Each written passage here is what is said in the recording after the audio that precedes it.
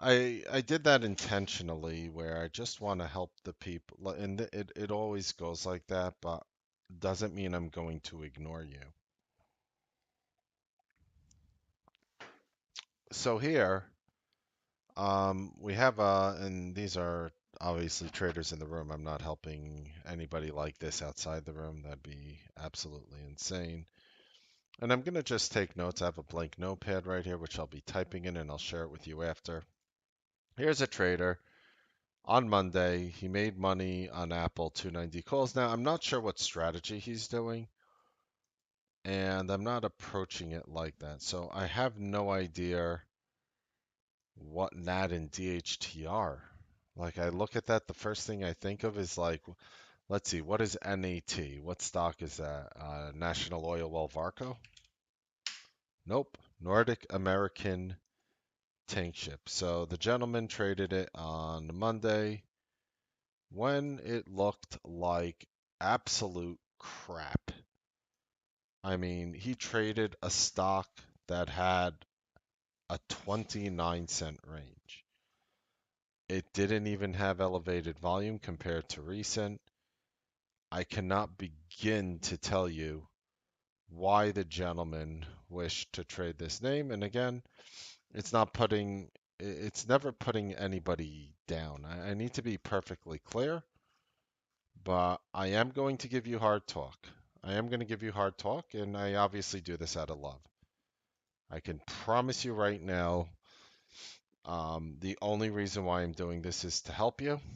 So I have to drill my words in your head. And by no means am I putting anyone down because believe me, I would have to look at myself in the mirror over the past 21 years of trading.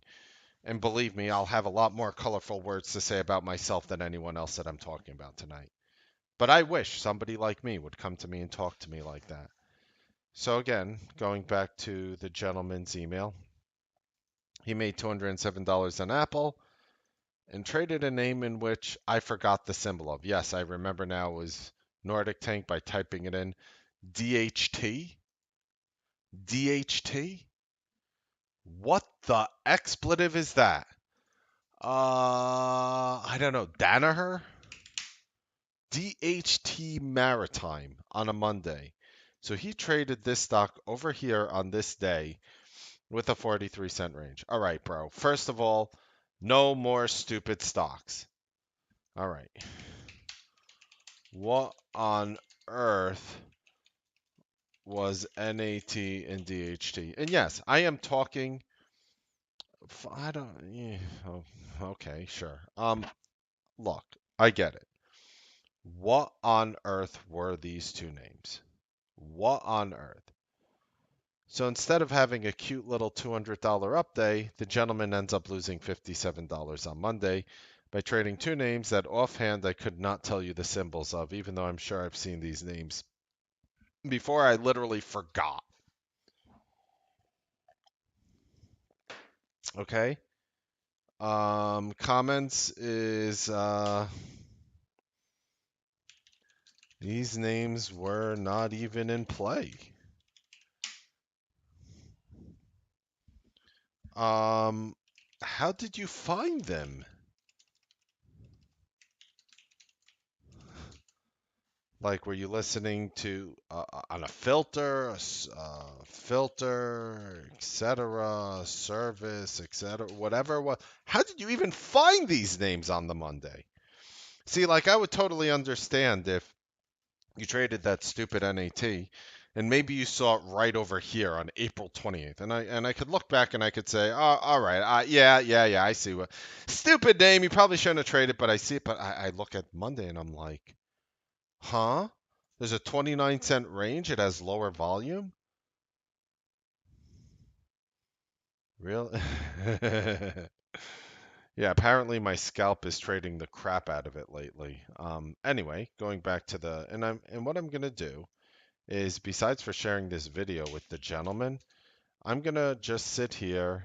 Actually, I'm not even gonna label it as Monday as number one. I'm gonna label it as Monday. My comments for your Monday. Screw the numbers. Here's my comments on your Tuesday. Do you guys think what I'm doing is the right thing here? I've never done it like this before. I think, coming back to you and saying, okay, fine, you lost money, you made money, I get it. What and why were you trading that name? I think it's a fair question. All right. Next. Um, hmm.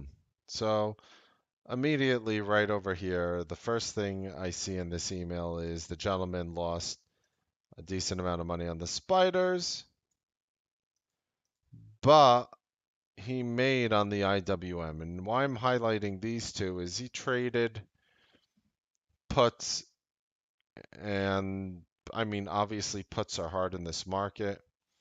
He traded NAT the next day, made $64. Made more sense on Tuesday than the day before, but still, I don't really see a reason. All right, he traded Microsoft. He traded Okta. He traded Peloton. And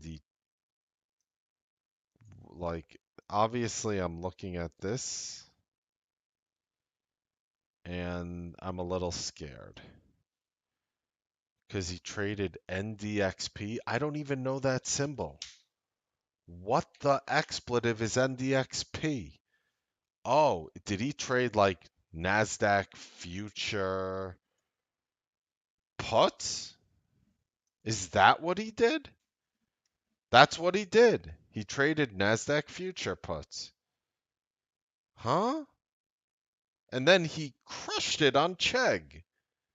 Well, did it make sense to trade Chegg on Tuesday? Yes, I can see you trading a Chegg on Tuesday. I look at the chart, it is obvious. Now, first of all, and now he makes 603 in puts, loses 299, loses 353, makes 333 and beyond puts. So already I'm seeing loses 951 right here. And let's highlight them in red. You see right here, he loses. I don't even know how he lost that money. Oh, I guess when you just see Beyond here, he traded common stock of Beyond. I'm going to get to that soon. Okay. All right.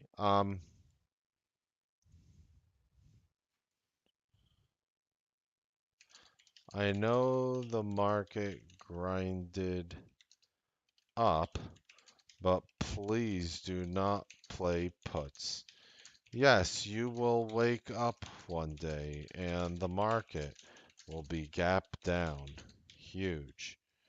And you will think back of all the cruddy put plays that could have been. Like, I get it. I get it. There are people who are playing like light puts in the room on the spider, and it works. Not for this gentleman. It's not that playing puts are dumb. It's that playing puts are dumb for this gentleman in this current market environment. Now, instead, wait for the markets to have very high volume. All right, so overall, now what I wanted, so overall, like looking at his Tuesday, he made $404 on Tuesday. He could have, now imagine he didn't do these two put trades. Imagine he would have been up $2,000 if he just ignored puts that day. If he ignored puts that day, he would have been up $2,000. If you ignored puts this day, you would be up 2K, which is not bad. That's a very nice salary. And I'm not saying you make 2K every day. I'm not going to pull one of those on you. I'm saying you make 2K once a week. That's 100,000 a year. It's not bad. It's not bad. Pays bills in the United States of America. Okay. Microsoft, Okta, Netflix. So like when he focuses W, he traded W. I have to see that on Tuesday. Okay, he traded W on earnings days. Again, I I'm fine. I get it. Nice, nice. You could always trade Apple. I get it. Again, oh God, I can't stand this trade right here, the Nat trade. Peloton, all right. So again, the puts get him in trouble. And if you and just scrolling down through all his names right now,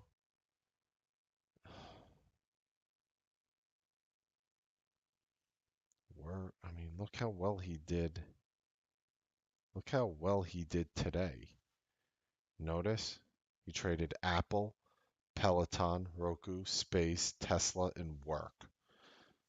Look how well he did today on Work. On this stupid Friday, where Work, I'm looking at the chart here. And yeah, I could in hindsight see the Know Your Limit 8 might have worked, the Know Your Limit 21 worked, Know Your Limit 55, depends how you entered it, could have worked. I mean, I could sit here and guess how he made money on Work, but it's very obvious. Like he lost trading common stock of Beyond. That's a tilt. That's a tilt. The put play was just stupid, but the Beyond, that's a tilt right here. That's a tilt on Thursday. So Wednesday. Just back to Wednesday. All right, he made See, this trade over here, the fact that he made money on the puts is going to destroy him. Right over here is a wash, these two put trades. And then he lost here. So overall on all these put trades, he made about 270 bucks on his put trades. I mean, I get it. He came out ahead. Okay. But like for some reason he went like this over here. So I'm not sure exactly what that is. And again, overall for the week, he's down 1,300 bucks. It's not the worst week for the type of numbers he's putting up. Like, I get that. So on Wednesday, puts made you $270. No need. Thursday, then I'm going to give the overall assessment.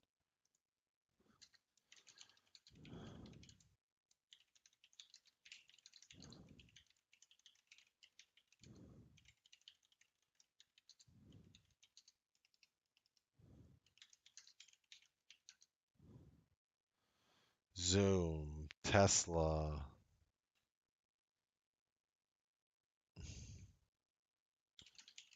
that list too. And Friday, stuck with calls, stuck with good names. Results did the talking. Overall analysis. Looking at something like this, think of it like this. So he's down 1355 for the week. Check this out. Just simply taking a calculator, and I'm not cherry picking his losing trades. I'm generalizing, which is good because you could change a generalization. Think about it. 166.17.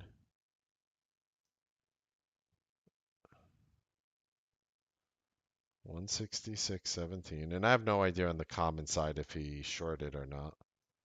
So I'll assume that I don't know. I'm just really highlighting where he took puts.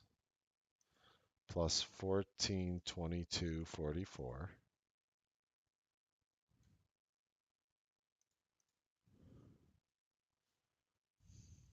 He made 603.80. So we're just going to subtract that.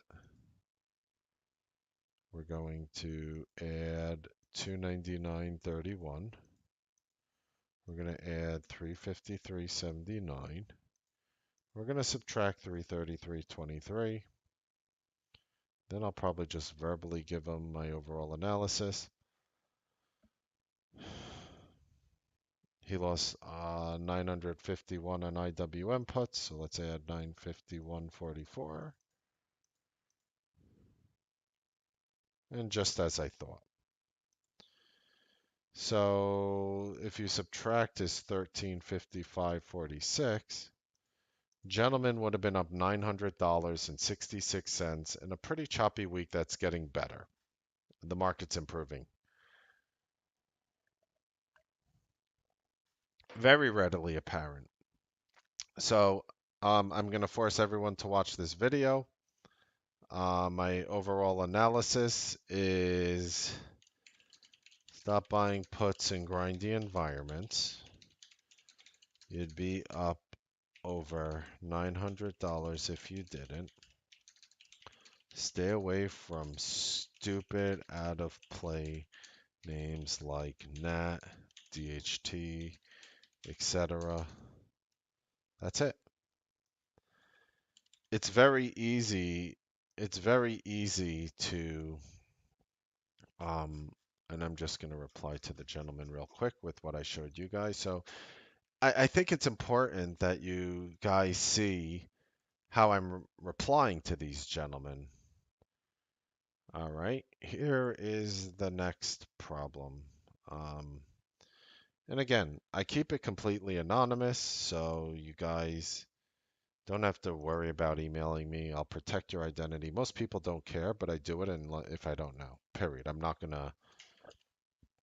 All right, so here's a gentleman who wrote me this email. I'm gonna read you his email.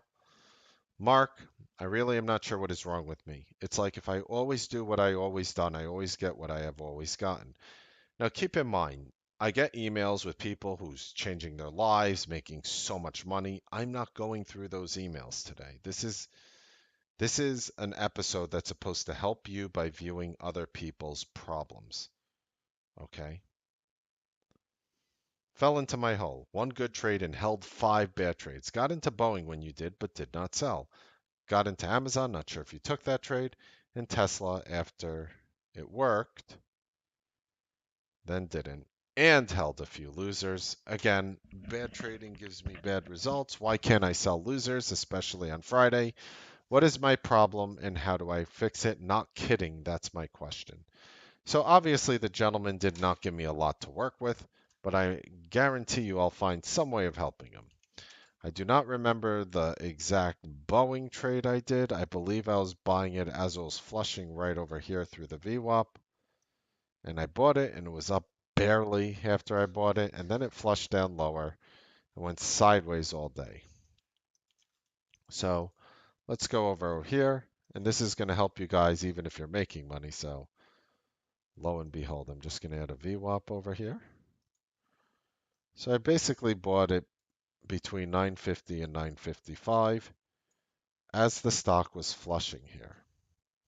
So what he could have done, instead of entering where I did, is he could have just waited for discipline and bought it through the 1 minute breakout. Now, that doesn't mean I did something wrong, but it means he did something wrong, and I'll explain. So I bought it right over here. If he simply bought it through the top of 133.96 and set a stop at 133.14, he would have been risking 81 cents.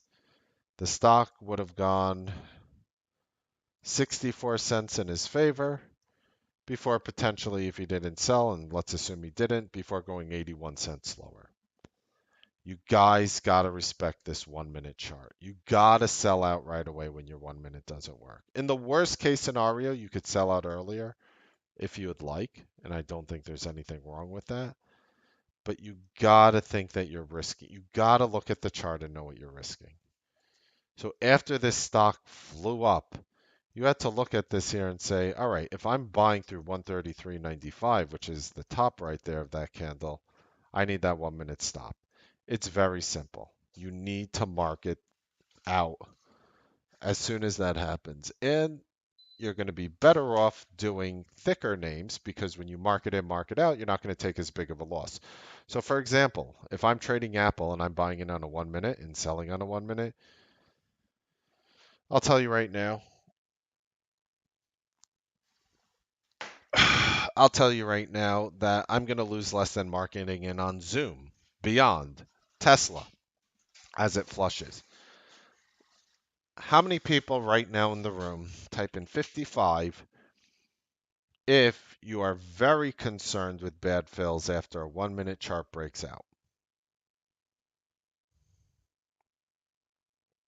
Type in 55 if you are concerned with that.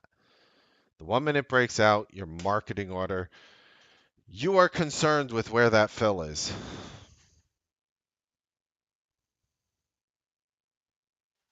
Como estas? Depends on the name. Right, of course.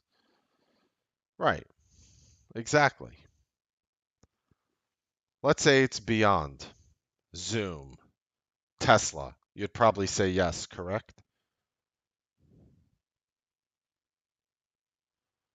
Agreed. Yeah. All right. So let me fill in the blanks. Let me fill in the blanks. All right. I'm not even that comfortable with Facebook anymore, but Apple, sure. Let's fill in the blanks. What if I told you this? And you guys are gonna love me. What if I told you that you could get in at any time you wanted? What? Allow me to explain. There are people in this room who are front running the living expletive out of these names. So for example, here's Beyond on a 5 minute. You see it shoots up. It obviously, I mean, I'm not showing you the volume here, but take my word when it has a chart reset right here, breaks through here, and then pops up right over there at 1040. So let me show you exactly what happened right over here. So as the stock breaks 129.99 to the downside, it happens right over here. What if I told you that as the stock was going up here, that you didn't have to wait for it on the next candle to break 130.33? You could have bought it at any time here, even near the end of the bar, and assume that when the bar closes, your risk is at the bottom in English. Let's say you see this bar, it pulls down to the exponential 8, and you can see it matches up on the right side of the screen as well. This is why I love this chart, because it's easy for me to explain. The stock hits 129.21 at the bottom here. You didn't buy it, and then you see it shooting up. 129.40, 129.50, 129.60, 129.70, 129.80, 129.90, 130. F it! I'm buying it through 130. Now, let's say you did that because you felt it was going to go up. You had that feeling. And let's say you are wrong. It's a fair enough assumption, right? You bought at 130, your stop is still 129.21. And after this bar closes, your 130 entry has a new stop of 129.42. Look how beautifully Beyond acted. I think we made money on this one. Look how beautifully it acted afterwards. Isn't that gorgeous? Now let's take the 21 moving average, which hit right over here. Beyond was by far my best name today.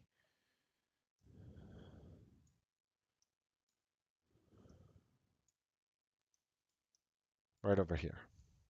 So the level on the first, you look at the right hand side, the 21 moving average is 132.33.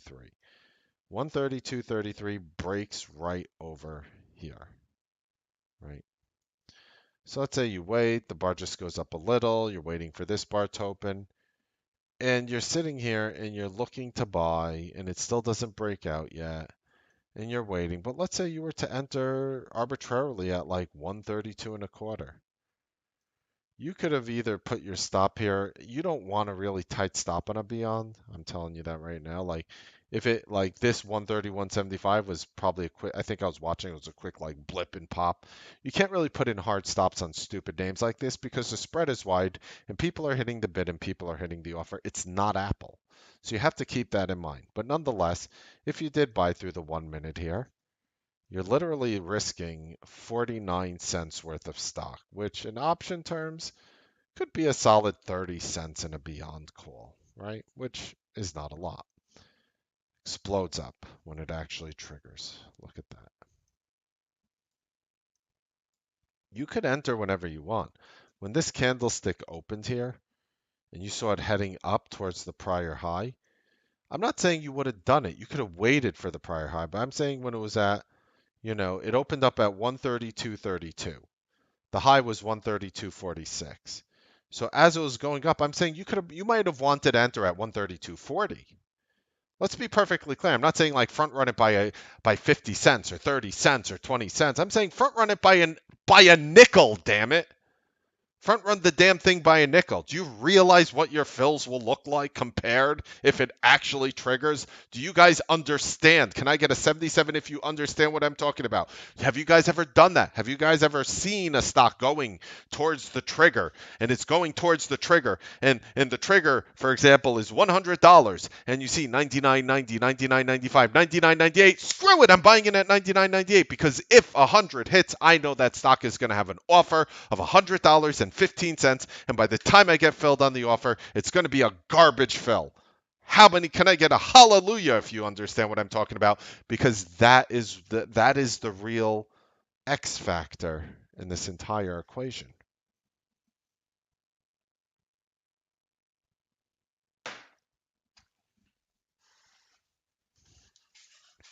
How many of you guys are watching this for the first time? You're like, oh, stop is in the same place, Nick. And hint, Nick, your stop is now tighter because you got in before the trigger, especially if it triggers. Get it? You should always be watching the level two.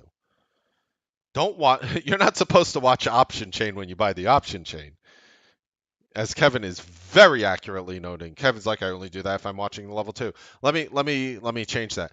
Kevin, you should only be watching the level two at all times, 100% of the time.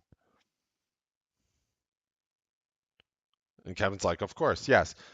And for those who did not find that comment obvious, like Kevin and I see it, you should always be looking at the level two, please.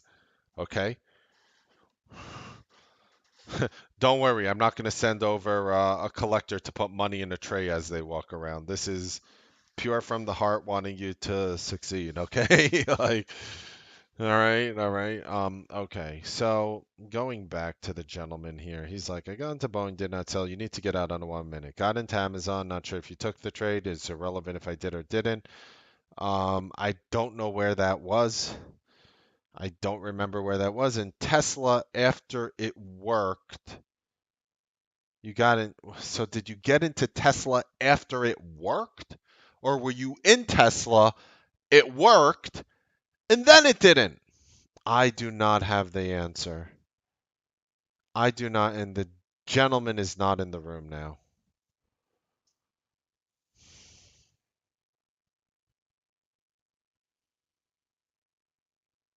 How many people can answer why?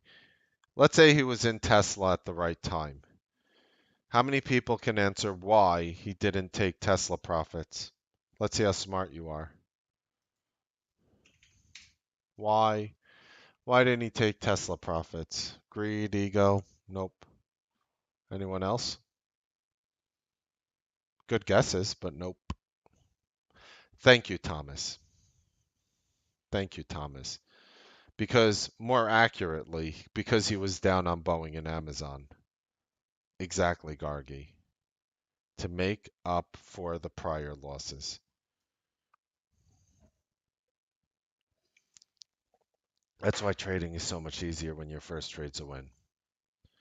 Why can't you sell losers, especially on a Friday? So my answer is watch the video in Portal, Newsbeat show number 622. You held Tesla while you were up because you were down more on Boeing and Amazon. Get stopped out on. I won't even say more. Your questions answered. Okay? So that is why, that is the question. What is your problem and how do you fix it? You stubbornly held the Boeing, and I'm assuming you stubbornly held the Amazon. Again, I don't have a lot of details. That's why I really ask you guys to share with me the like nitty gritty. But that is what I would bet what happened here, sir. Okay. All right. Next email.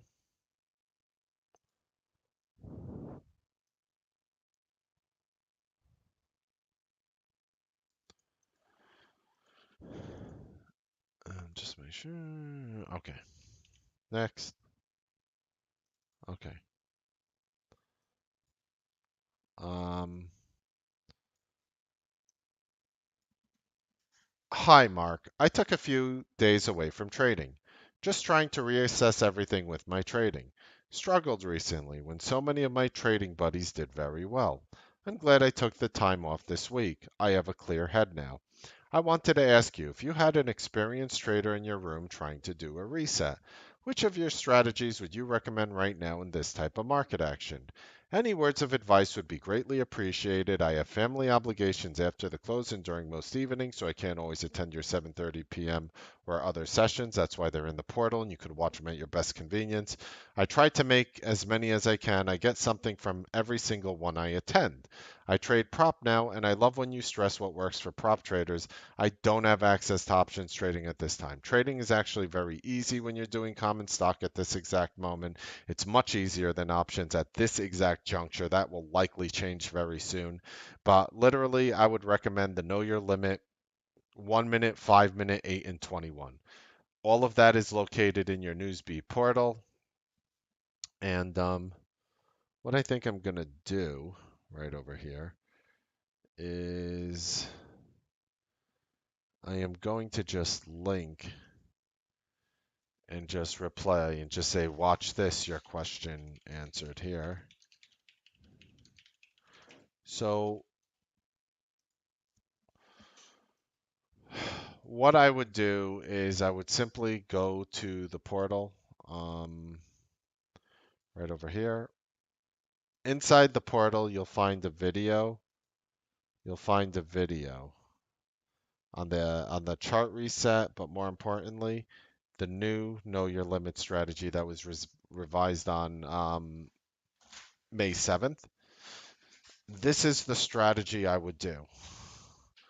The truth is, I'm considering removing step 4. I'll tell you guys that right now. Like, if you want to know, like, future plans of changing the strategy, I'm considering removing step 4. All right. I mean, I don't know if this is a good bottle or not, but it's from Argentina.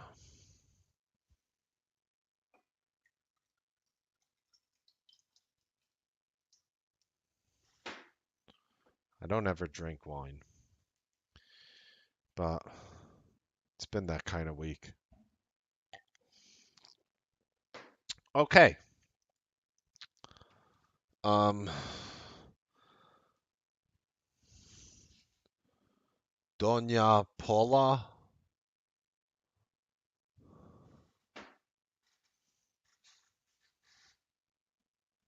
Okay.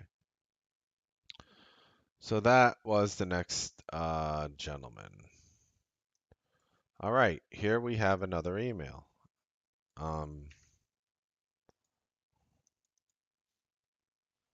Just gonna go ahead and just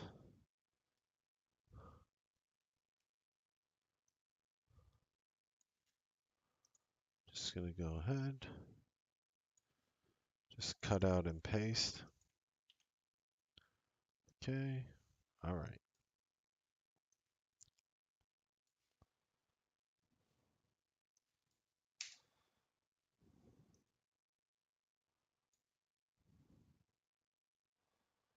Okay.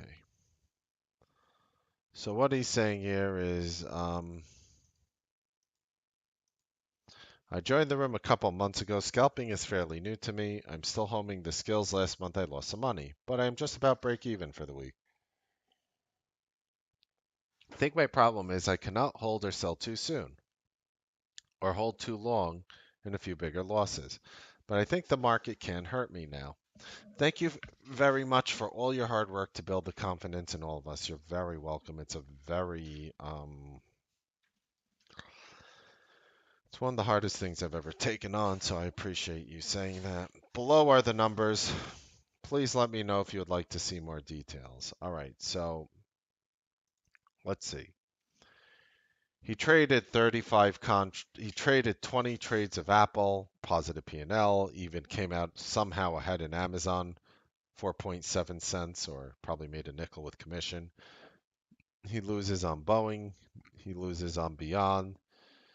Makes on Facebook, Netflix, Nvidia. I mean, honestly, overall, it doesn't look that bad to me. I mean, he traded some of the thicker names. He ended up netting $45. I mean, I would just say overall, like, there was probably no reason to trade. I'm not even looking at the fact that your P&L's down. There's no reason to trade any airline stock. I'll even say that for myself today on Boeing. You think I run 100% perfect? There's no reason to trade Boeing or Delta in the future. PayPal, Regeneron, Tesla, 12. Like I can respect every gain and loss you have had across the board. I would just probably stay away from airlines as they're just very hard to trade recently. I mean, I know I tried it today and it didn't work, but I mean Delta and Boeing, I would say especially I know that would probably just add another $33.18 to your P&L, but honestly with um, trading the number of contracts you have and you have $104 in commission, so you're probably paying oh God. Um, 80 contracts with 104 commission. I mean, the dude is straight up paying like $1.25 per contract. Dude is straight up paying $1.25 per contract. So in a case like this, the first thing I'm going to ask is, A, are you Canadian? Because apparently if you're Canadian, you get ripped off on commissions. Right, Thomas? That's like my first question too. Is he Canadian? So the first thing you do is you get ripped off on commissions. If you're Canadian, disregard what I'm about to say. If you weren't Canadian and you happen to live in the United States, which I honestly don't know if you do. I know you don't live in China because you have a Gmail account, and I know that's not exactly legal there. So just to show you something here, I don't think your trading is that bad. I think it's a very simple tweak of what you need to do. I just want to show you if you are paying 30 cents a contract, your 80 contracts would cost you $24. And you would be able to tack on another $80 net profit, and you'd be looking at a completely different P&L. So you tack on that eight, and again, I don't know where you're from, so again, please excuse me if I'm talking to like I mean, if you added like an EH at the end, like then I would like probably not go there. You could be in like below are the numbers. Please let me know if you'd like to see more details. A. If you did that, I would have been like, okay, all right, fine. I get it. I totally get it. You're Canadian and you can't reduce your commissions. I'd probably tell you with the money you spent on commissions, like, hi Camille. They should be sending out things. I'll definitely know by Sunday. For whatever reason, they did not send me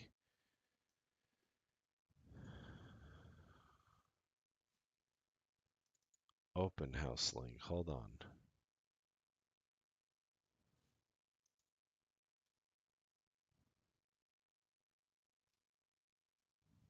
Oh, here we go. I got it. So if you want to be part of the open house, right over here, Camille. If anybody, and by the way, I'll do everything I can to help your friends. For me, these open houses are generally large charity events, and I'll make sure I do anything I can for your friend. Normally you think I would say thank you, but I'm hoping to put you in a position where your friend says thank you to you for doing this for them. For me, I make $0 if they join my room. Zero. I'll be on the record saying this on a recorded video. I make zero. I will make $0 on anybody who joins up next week. My paycheck will be identical. Well, overall. That's awesome, Dane. Love you, Dane.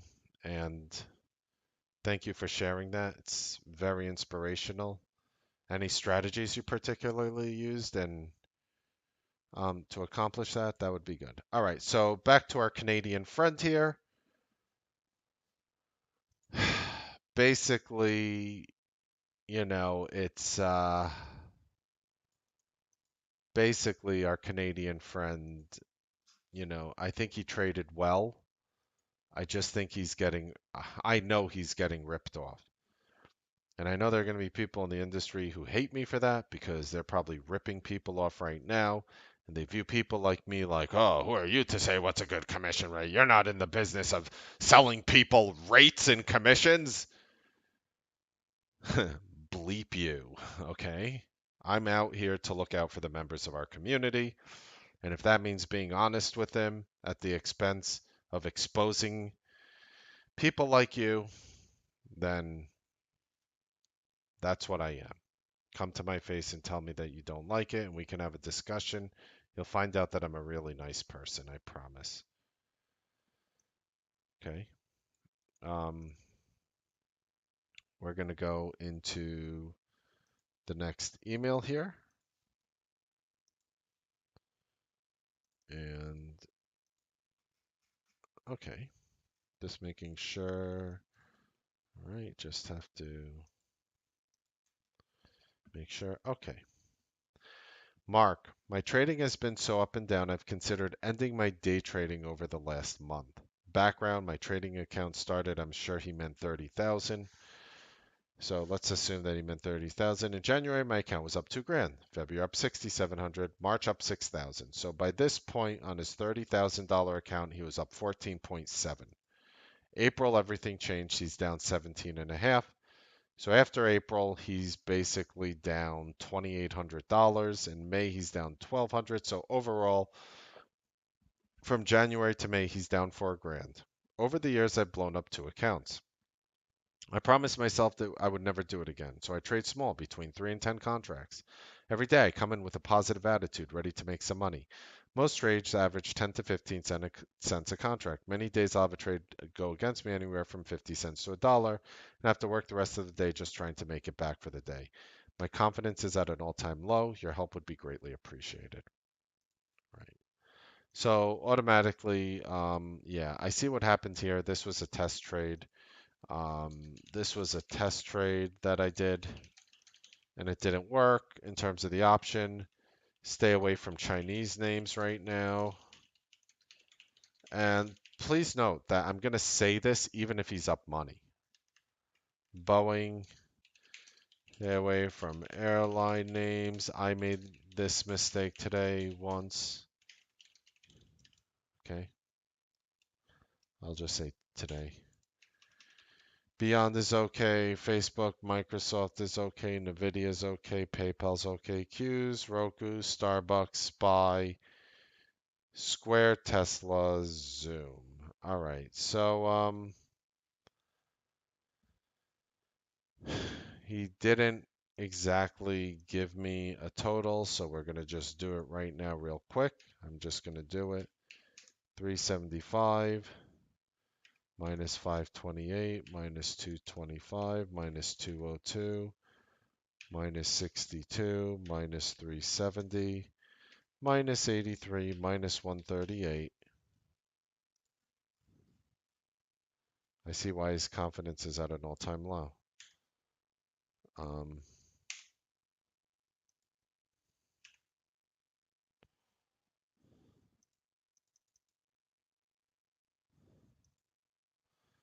minus 60 plus 225 plus 52 plus 62 plus 162 plus 475 minus 186 minus 297 minus 468. Hold on. Minus 468. So this totals to negative $1,268. I typed that in by accident. Negative $1,268. Staying away from a test trade, Chinese names, and airlines. Think about it like this. And I'm not even generalizing. I'm talking like there might be one day that we can trade it. I'll bring it up. He would have been down $313 if he just avoided this. Now, looking here,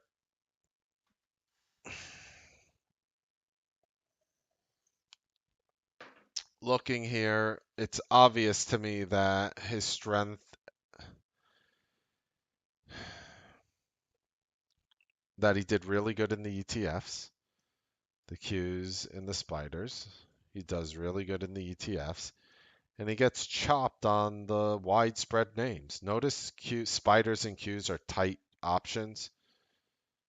Notice that Zoom, Tesla wide. Square is relatively wide. Facebook is probably relatively wide for the name. Apple is tight. Beyond is wide. Facebook is wide. Microsoft is tight. Netflix is, believe it or not, relatively tight. Nvidia is wide. It's very simple. My my answer for this gentleman is actually very simple. And again, I hope he's looking at what strategy he does, but the answer is very simple. The answer is very, very simple for the gentleman here. Your answer, sir, I understand that April was very hard. Trust me, I get it. It was uncharacteristically hard for the vast majority of people. And I know some people did well here, but again, I am focusing on this. You do better with tighter option names, period. You do better with tighter option names. Just looking, and I have a definition of tight. I consider Netflix tight, by the way, for Netflix. I consider Facebook loose for Facebook. I always see it like too wide of a spread on Facebook for the way Facebook moves. Beyond is kind of wide. Boeing is kind of wide. Apple is tight. Nvidia is kind of wide. I'm not sure about PayPal. I guess it depends on the day. I'm not sure about Starbucks. I think that's tight. Tesla, unless you're trading it like very early in the morning, to me is relatively tight, especially in the afternoon. Zoom is always loose. So you're doing better on the tighter names. And if you just stay away from test ideas, which again, straight up, I appreciate you sharing this. I lost money on the trade too. Fair, fair. Stay away from China right now. Soon there's going to be a great time to trade China. Not right now. You'll notice, like, I don't even remember the last time I traded a Chinese name. Stay away from airlines, stay away from China, stay away from wide spreads, and your problems will likely be fixed if you generalize with that attitude. Okay. How do you guys feel so far? That's probably why his losses are 50 cents versus win. Appreciate you saying that, Nancy. And you could always come back and watch this video later. It will be recorded for you.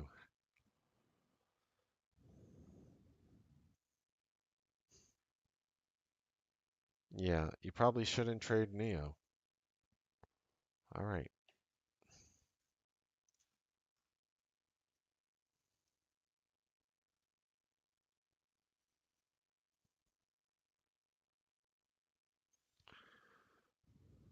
All right.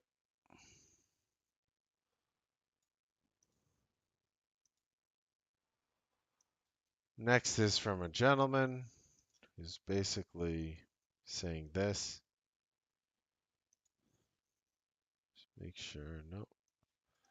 Just want to make sure I don't clip his name in. Okay. This is the gist. Hey, Mark. Below are my trades. I know a big part of my issue is that I've lost confidence in every trade. Feels like I'm expecting to lose and scared to take it. Even the Apple news at the end of the day. I was fast enough but couldn't pull the trigger. I didn't even have a large number of contracts set up. Default now at 20 versus 100. It seems like all the good opportunities come after I've been beaten down for the day. So I'm even more fearful to pull the trigger. The long losing streak since mid-January has caused so much toxicity. Thought maybe I could turn the corner this week and start gaining some confidence, but lost it completely the last 2 days.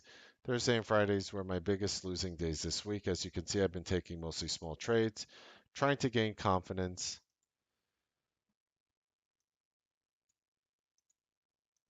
but not successful yet. Okay, let me just see if I could I'm not sure if I can copy this. If not, I'll just screenshot it.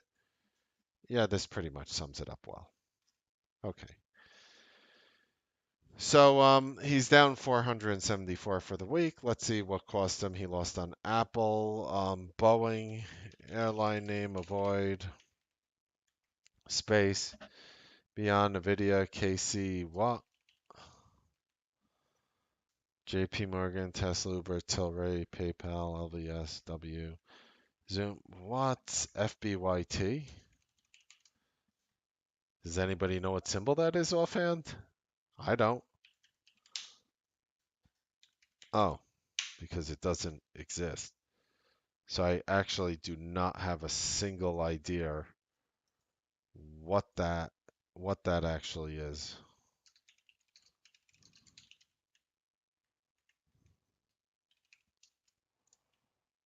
Q's, Netflix, Facebook, Cruise earnings report, Race earnings report, McDonald's, Delta, airline name avoid. All right. So he's been having trouble. If he avoided the names in which I am generalizing to avoid here, let's see, around 55, 56, 225, he would be down $225 less if he avoided these names. All right. In a situation like this, I need to know what strategy you are doing. Unfortunately, I can mostly agree. I think half your losses are cut out by avoiding names that I don't like. KC, what was that? Like Kinross Gold? No, King. Oh, oh, this one. All right. So you traded. I get it now. So you traded common stock. You traded common stock in Kinross Gold. I get it now.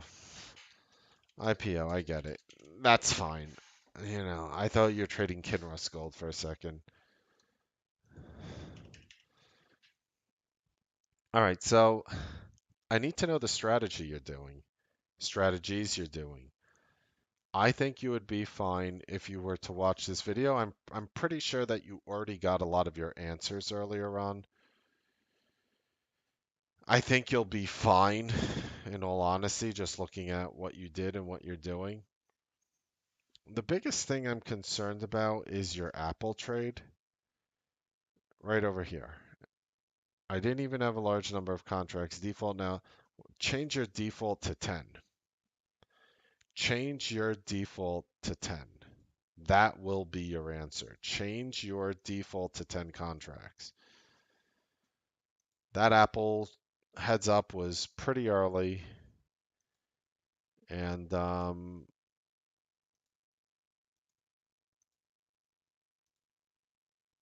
that's about it. Okay. So just make sure I'm not copying the gentleman's name. Let's go to the next gentleman.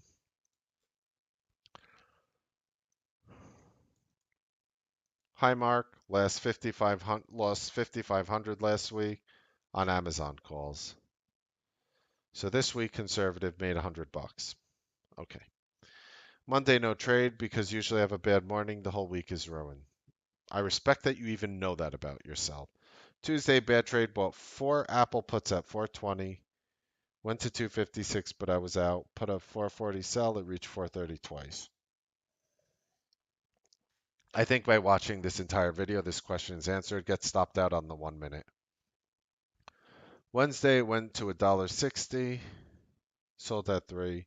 Should not leave it to the next day. A friend bought January 300, 320 calls, not tripled. I don't know what that means. So your friend bought calls, you bought puts. All right. Thursday, Apple. All right, so you're really into this Apple. Thursday, Apple market at 585, sold limit. 10 contract, fair enough. 450 to 470, 520 to 530. Then Apple, oh, all right, so obviously stop trading puts in this environment. That's a very common mistake people are making right now. 100% the market's going to go down, and you're going to look back at some of your trades and you're going to be like, wow, I was holding puts in Apple, and look, there's a down day. And I'm going to be like, yes. And Tesla did not catch it, spread too big. Okay. Which makes me wonder what strategy are you doing now with our recent updates that you're trying to limit order into something in this environment? I don't think that's a good idea. For the most part, as a generalization. Catch an 18 limit, sold 20 limits, made $200. So he literally bought an $800 call and made $200. He bought an $18 call and sold it at 20. Talk about jumping through a burning building to come out on the other end unscathed. Again, this Amazon bought one at 12, bought one at 11, sold at 13. It went to 20. Notice he's stuck on the fact that Amazon kept running, even though he made $300. Problem one, seeing a good setup, hesitate to get in. Once I get in, sell too soon, disregard there was a monster move, like Friday, Tesla, Amazon. I'm getting familiar with my chart settings. I wish I can use more stop limit orders next week when making an order. So Apple, Tesla later was setting up in a squeeze, did not participate.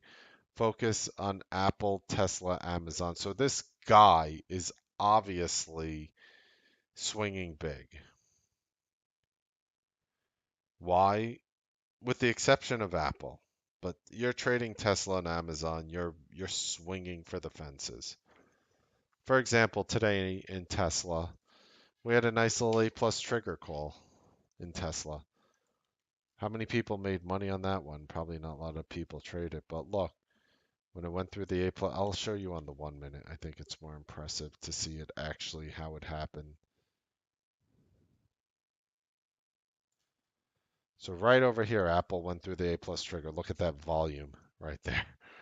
Right at there. Look at that. Bang, bang, bang. Look how it shot up. How beautiful that was. So he obviously does like the toxic names.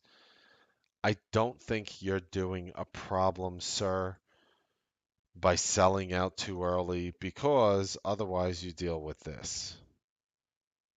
Yes, I know you could easily make that if you when you look in hindsight, but let's just be honest. How would have you had conviction in Amazon on a week like this? On Monday it was 22.56. By the way, reported last week. No news in Amazon this week. That should have moved the stock. Just market grind. 22.56 to 23.87. It moved 131 points with no news from the bottom to top. How do you describe that? It's not even, yes, Amazon moves, but honestly, looking at what I would do to help you here, very simply, why are you limit order? I know why you're limit ordering in, so you don't get a bad market fill. But if you're doing quick trades anyway, you might as well market in and limit out.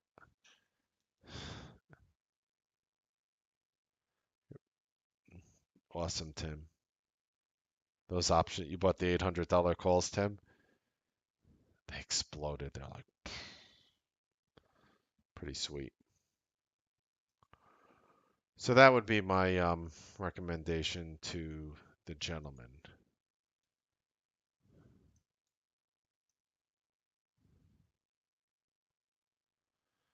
All right. Getting the next guy set up. And what I'm going to do is the beautiful thing about what I'm doing is I'm going to stumble upon, I just erased this guy's name. I'm going to stumble upon a problem you have. Hello, Mark. First of all, thank you for all you do that help us in the live room, the time you spend to help us grow. My question would be, is I just funded my account with $4,500 and I will be trading live from Monday. If I could only do $400 a day for this month, then I can prove myself and no longer will have to go back on the road and driving a semi truck. Up until now, I have been only trading with a few $100s every week. I don't have a problem with following the methods, but only one problem. I always enter the trade at the right time and around the good price, but almost always struggle to get out of a losing trade. I have approved everything but getting out of losing trades. Please advise. Best regards, gentleman who wrote it. I know you asked me to send you the trading history. I was only trading around $300 to $400 amount, but from now on I'll log everything I do. I know my face cut that off. That's okay. Very simple. Very, very simple answer. Get stopped out on the one. What strategy are you using? What strategy are you using, sir? Get stopped out. I literally did a video which shows you how to mark it out on the 1 minute and how to get out really quickly. My question is, are you using that? Are you using that? And I have to guess no because you're having trouble exiting. And I obviously don't want you to have any trouble exiting any of your positions.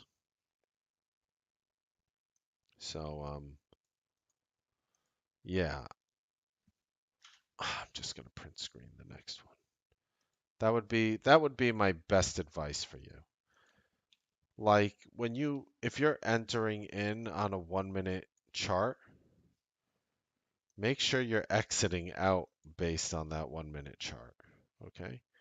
Okay, so here I have the next gentleman. And the beautiful thing is, I feel like you'll notice how many overlapping answers I have here, and that's really good. And here's a guy who takes good notes, who actually like documented. Look at that. Here are my trades so far. To be clear, lotto and earnings are interchangeable. Chatter equals news. I keep it broad. Intraday is no clear strategy. I don't recall perfectly. I'm down around 500 for the week. I'm mentally beating myself up over it. I can do so much better, and I know it. Really appreciate the help. Means the world. Okay, so much better, and I know it. Okay. I'm going to start on Monday. Okay. He traded SDC. Lost 48 bucks. Fair. Next day he traded Apple, Netflix, Apple. Fair. Eliminate Boeing and Neo. I know I traded Neo. Eliminate those two names from now on. I don't blame you for losing 60 bucks on it. Honestly, it's all good. And I like how you classified Neo as a lotto because you classified it correctly. Boeing was an overnight. Oh. Oh. I see. Those four. Okay. Apple, you made, Beyond made. All right, so stay away from Boeing again. You see you lose on Boeing and Neo. Apple, Zoom, Apple, W on earnings, fine. Gilead, Pinterest, you lost a bit there, 100 bucks, fine. NWL, what? Newell Brands on Thursday? No, no. Mistake, mistake. Here, I'm gonna strike through everything that I believe you effed up on. No, there's no reason for that. Do not see it. Um, Do not see it. I'll just cross it off from here so you can see the symbol. No. Nope, that was pins. That's fine. See, I'm more fine with the $102 loss on pins than I am with the $62 loss on this. Snap, Uber, NVIDIA, no. All right, so definitely going to erase Neo and Boeing from now on. I think Neo, you had a good excuse to trade it, but I mean, I traded, it was on my list. I get it. So I'm not saying that you made the worst mistake, but mm, rather ignore that in the future. Boeing, yeah, let's stay away from that toxic piece of common stock. Now, if you eliminated all those trades in which I just struck through, I'm going to tell you, I'm going to do the math real quick in my head. $100, 64 cents. The three Boeing trades, 100, like basically $100, 130, 200 with Newell. Oh, and Baba. I missed that. 284 with Baba. Don't trade Chinese names. Okay. Um, the one thing, the one thing I've realized is you have something here called MM. I find this to be a very interesting column that he actually put here. I think what he's basically saying is, did Mark Melnick talk about this name? Now, that doesn't mean that's a good or bad thing. The truth is, if he were to come out with statistically better numbers with his names, I would tell him you would probably garner value off my strategies, but in general, not the names I picked, even though this is a broad generalization. So I'm going to just simply go through the math of the names that I didn't pick. Like, so for example, right here where he says no twice, that's $56.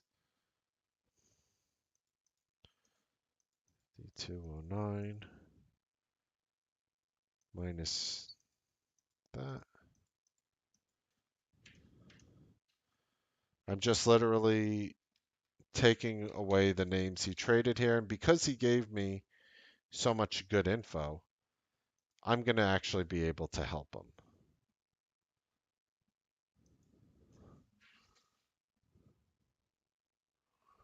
Uh-huh. Here's a bunch of no's. And again, how how beautiful, how beautiful did he set this up? I'll just forget the calculator. I'll just do the quick math.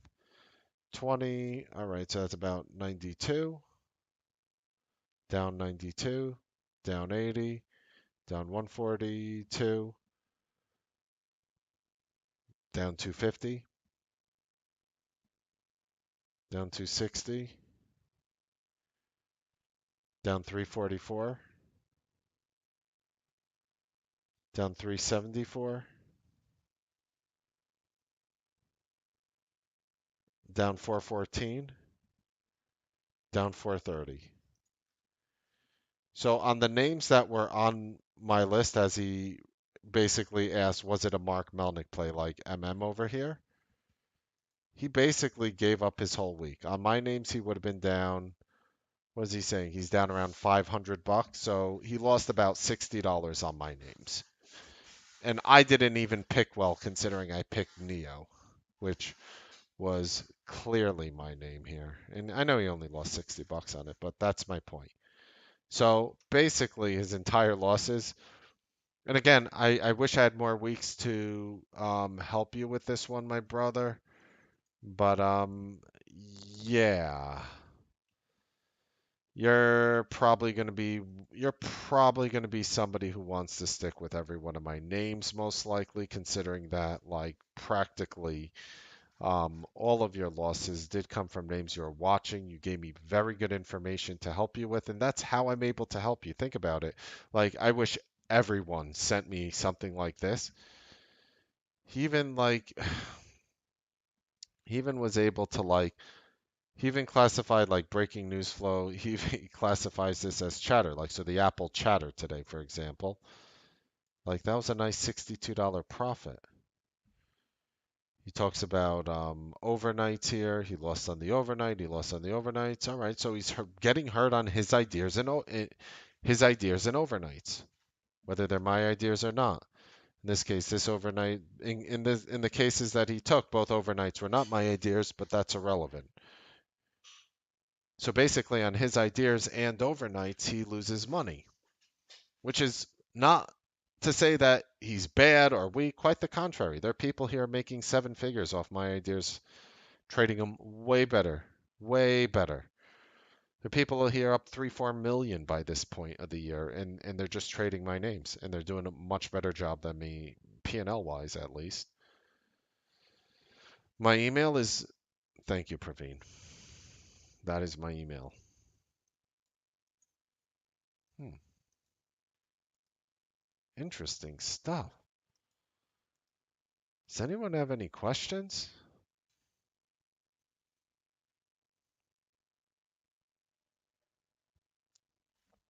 Let's take some Q&A. Out of curiosity, how many of you guys learned at least one thing tonight? Yes, kindly, Carl. The floor is yours. I think I learned something tonight. I think this was very educational for me, especially with the front running talk and looking at people's problems. And I found it really helpful for myself.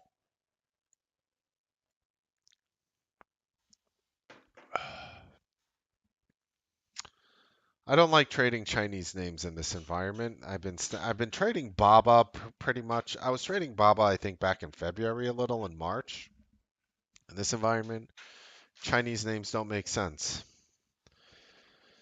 Please do this on a regular basis. Okay, CT.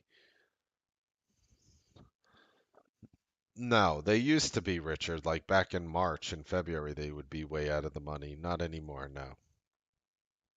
Not way, way out of the money, just out of the money. Usually the first strike out of the money. Hi, Camille. This video is completely recorded. There's so much great stuff. I must implore you to watch this entire video.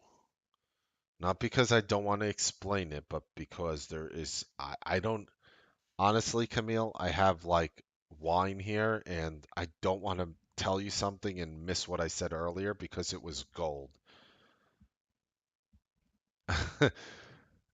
I'm going to rewatch this video and I rarely watch my own videos.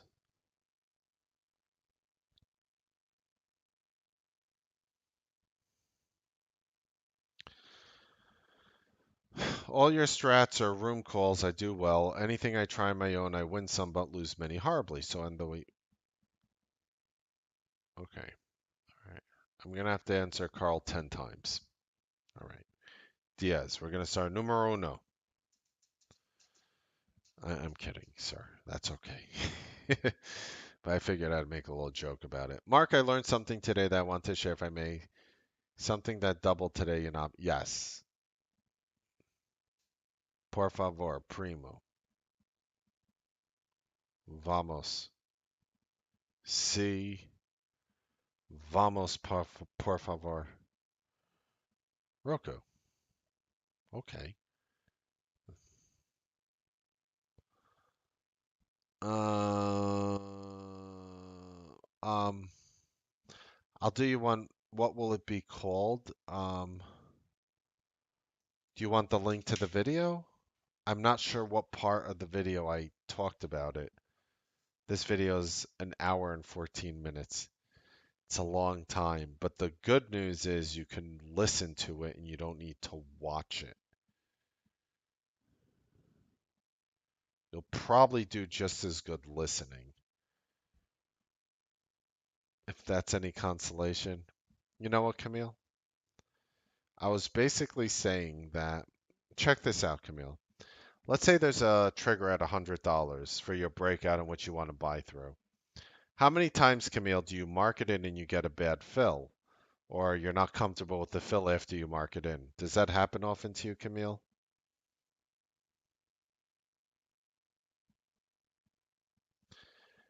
So let's say you have a trigger at $100 and the stock's at 99.50. And it goes 99.60, 99.70, 99.80, 99.90, 99.95. What I'm saying is usually when you hit in right there, if it goes through the $100 trigger, you're going to have such a great average price that it's easier to make money. It's really easy.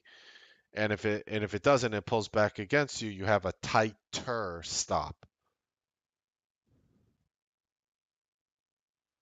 That is the gist of everything. Does that make sense to you? Like, do you ever see that as the stock approaches the trigger and it's right there?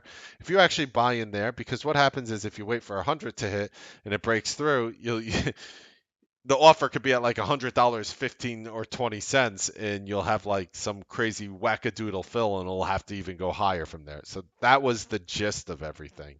But I would still, for other reasons, I would implore you to watch this video again.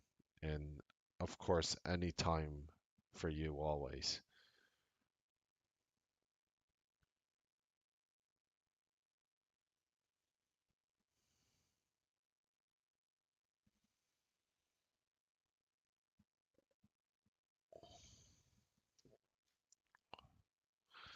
Had I taken within the next week weekly at the start of the session? Roku on the daily went down to the 200 EMA. I do not know what Roku's chart looks like, but yes, it has. And it hit it. Well, the 200 EMA closed at 125.22. I'm not sure where it was when it hit it, but it's currently at 125.22. Had you taken it with next week weekly at the start of.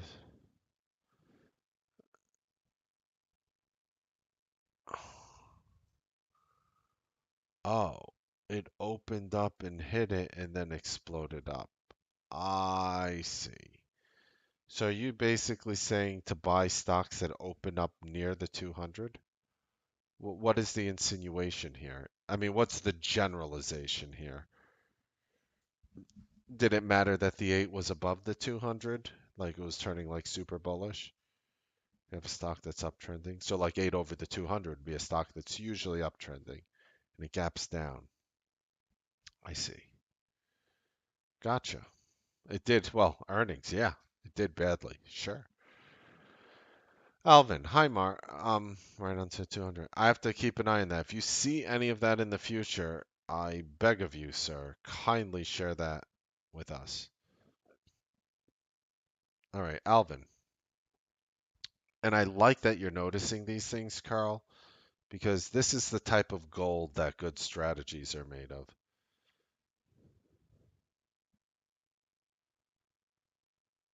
Hi, Mark. Recently I came across something called Dunning-Kruger effect, which shows how confidence is extremely, perhaps foolishly high for someone new to a field and gradually decreases as the person gains experience in the field and finally starts to curve back up when the person reaches expert level.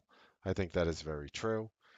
I think that's very true of trading. Without a doubt, that's true. I'll confirm that for you with 21 years experience. Thought I'd share. At least for me, being mindful of this helps keep me in check. Beautifully said. So for those watching the video, Alvin says, recently I came across something called the Dunning-Kruger effect, Dunning-Kruger effect, which shows how confidence is extremely, in quotes, perhaps foolishly high for someone new to a field and gradually decreases as the person gains experience in the field and finally starts to curve back up when the person reaches expert level. That is so true. I didn't even know it had a name until you shared that with us. Thank you.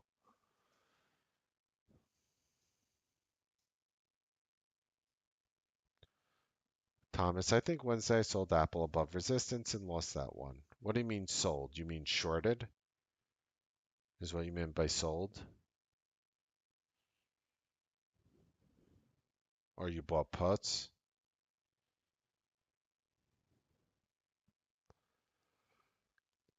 You sold short. Okay, Apple on Wednesday. Well, what was your resistance? What resistance did you use? Oh, my algo resistance?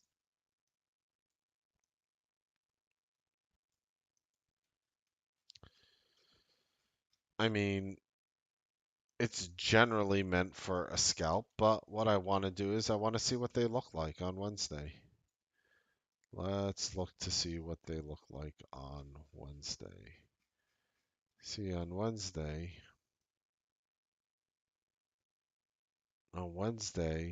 this is the daily line translated on the algo. So it actually came down. You see this yellow line coming across here? I'll make it easier for you on the one chart. Here's Wednesday, right over here. So you see how it gapped up above the line, came down to it. It's acting as support and it bounced. Look at that. Came down to it at the end of the day, bounced. See that? That's translated on a 5-minute chart, that daily level that you were using. If you gap below it and you hit it above it and bounce down and above it and bounce down, this time it was bouncing and hitting up and bouncing and hitting up, so you do the opposite. Does that make sense to you, Thomas? Like resistance can break, and in this case it was holding. I hope that makes sense. Where's the next algo support on Facebook active? You're, I know what you're thinking, brother. You're thinking of shorting this thing. You are going to be right one day, but how on earth do you time this? 203.05 active. $203.05. I think this name and several others are due for a major pullback, and I'm with you. I just cannot time it, so I wouldn't do it. And I think you're so afraid of the FOMO. Like if you came in and you weren't short Facebook and you saw Facebook gap down like $6.50 one morning, you wouldn't be able to sleep at night. That would piss you off so much that you would look and you'd be like, oh, I was looking at puts all week. Why am I so dumb?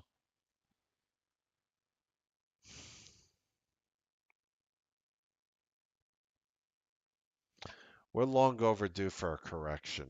I hope you get paid on that. I just cannot predict it. That's why notice how I haven't really been buying puts in this environment.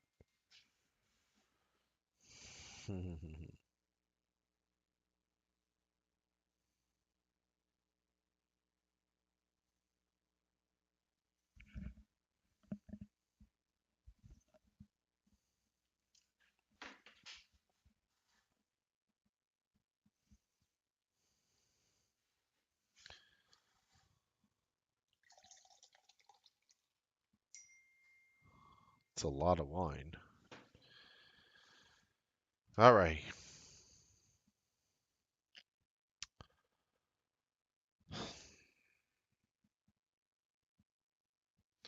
When it comes to helping you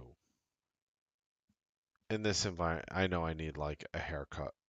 Excuse me, my all the barber shops are closed here.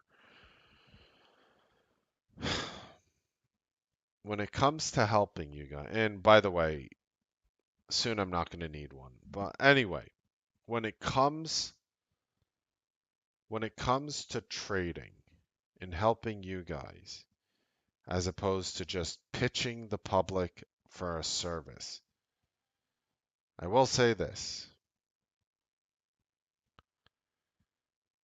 What language should I do it in? Spanish, English, or Russian? What do you guys think? Baxter said Russian. Carl said Russian. It's Russian. Christy, all right. Christy and Baxter said Russian. Honestly, nobody else matters except for Carl, which gets a third of that vote. Anyway, when it comes to helping you guys over helping the community and the efforts I put in, there's one thing I would like to say. Za vas nami i za chuj s nimi.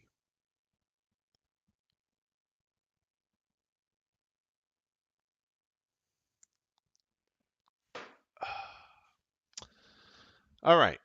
Um, yeah, cheers, I guess. No, I'm not. I cannot translate that in good faith.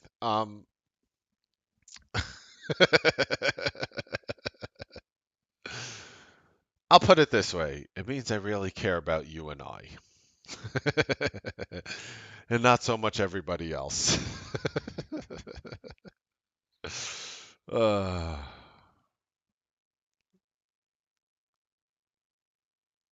um, be healthy. That would be Budem Zdarovia. Na zdrowia, Budem Zdarovia. All right.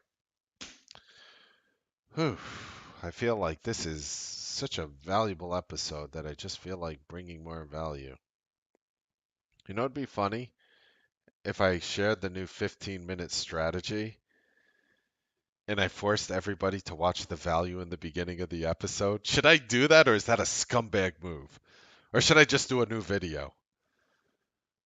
And think about what I'm saying here, forcing people to watch the whole video to force them to help themselves if they're experiencing any of these issues. Like, what a jerk that Melnick is, right? All right. What do you guys think? New video or extend? I could do it right now anyway. I could just clip out, clip in. Thanks, Chase. Uh, I. l- You want to see? Do you guys want to see my son Chase? Do you guys want to see my son Chase? His name is Chase. Same spelling as Chase. Check that out. Check that out. Ah, that's my dude right there. So, dude, dude didn't get what he wanted. I'm wearing my New York Knicks shirts, by the way, and it might be hard to see with the glare. Maybe if I bend it, yeah, now you could probably see it. See that? New York Knicks, undefeated this month. So, check this out. Little dude bit me. I kid you not. Like, I was holding him and he wanted to run around, and what he does is he takes like toilet paper and paper towels and just throws them everywhere, like just throws them everywhere. So I'm like, toilet paper, like 36 rolls of toilet paper right now might be worth more than you. Okay? Don't do that. Do you understand we're under a you like to rip paper towels? Dude, I was considering converting your diapers into paper towels and washing them afterwards. Are you crazy? So I'm holding him and I'm not letting him get the paper towels. And dude, literally, with his little teeth, bites me right in the arm. And I'm like, ow! What the hell? And like, do you guys want to see it? Like, check that out. Like, it's just hard to see. I don't know. See that? Nasty, right? See that?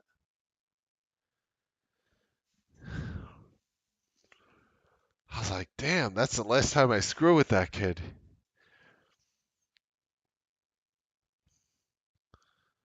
It's like I have to talk to my wife. It's like, look, sweetheart, if you're going to strike me, don't do it in the face because they see it on the broadcast and we're going to have a very interesting conversation. Okay? So, just not on the face. Seriously. Got 8 years of Brazilian Jiu Jitsu behind me, Praveen. I want to teach my sons MMA so badly. I want to teach him Brazilian Jiu Jitsu, but wife is a little awkward about. Does he? Yeah, yes, he bites everyone. Well, not often. Only if he's pissed. He's not going to come to you and just bite you. But like, if you're holding him, he'll like contort his body, and it's like, I'm 6'4", so I'm either gonna drop you, which for a baby is like off a 20-story building.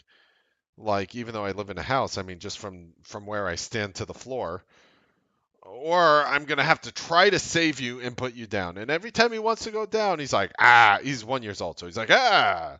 He's not like, excuse me, Daddy, would you kindly put me down because I am uncomfortable with you holding me now? What? Yeah. Can you imagine that one? So he's like, ah, and he just like contorts his body, and and it's like, whoa, like I don't want to drop you, dude. Chill. Then you put him down, and then he's just like, And if you hold him while he's contorting, like he'll he'll go. We call it I call it a dribble nibble. He'll just literally go for you, and yeah, like kind of a nasty bruise. But yeah, so we have to pacify him because it's very dangerous. It's very dangerous if you don't pacify him. So so tonight I'm hanging out. And he climbs on the couch, and on the couch is a little basket with some bibs and a pacifier. He pulls out a pacifier and puts it in his own mouth. And I'm looking at him and I'm like, you are so sweet. You're trying to protect everyone here. That is such a good boy. He's trying to protect us. He self pacified himself. And I'm just like I was just so proud of him. I'm like, why get health insurance when I have my son doing that?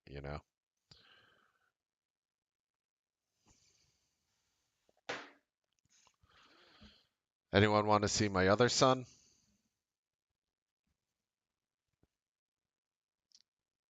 See if I can find him.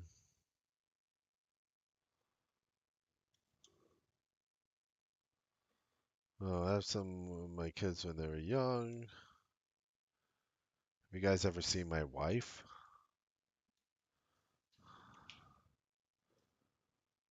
All right, this is when my son was much younger than one, but he's apparently my son here on the left I think is probably 4 at this point, and the little one is like a few months old at this point. I tell you, it's why I do what I do. Um, wow, he was that was back in the day when I could get a haircut. Um, wow, he's really young there. He must be like 3 years old there or something. Um,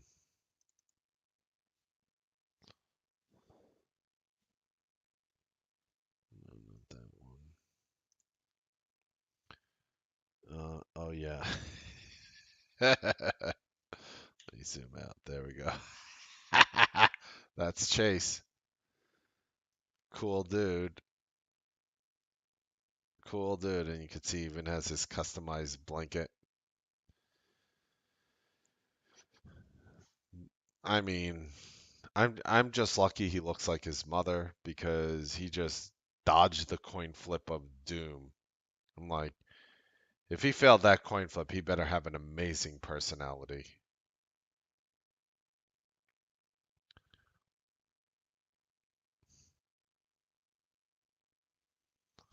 Oh, I know, Carl. I know, Carl. But do not let that face fool. Does he? I think he looks like my wife. Everybody tells me he looks like me.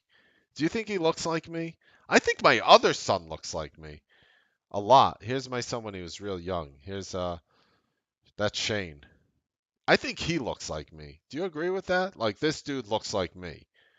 Shane looks like me.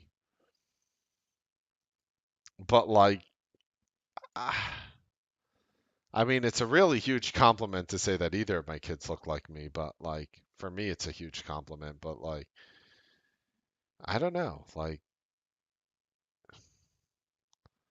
then we have the black and white shot of him. We got him in black and white too here.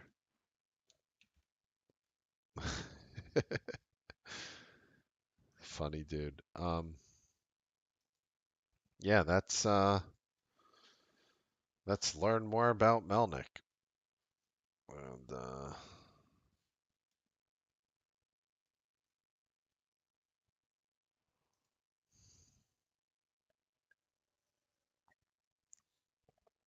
I don't know if I have a picture here of when he was like 1. Um, I don't think I have a picture here where he was 1. I mean, I have it, in the house, just not on my computer. My baby pictures, yeah, probably. I guess I could show you more of a scale of what he looks like if I show you this. Like, there we go. That's a little dude and me in the kitchen. Yeah, he's a trooper. Tough kid. Tough kid. Good kid. Very good kid. They share, they get, oh my God. Definitely share and give and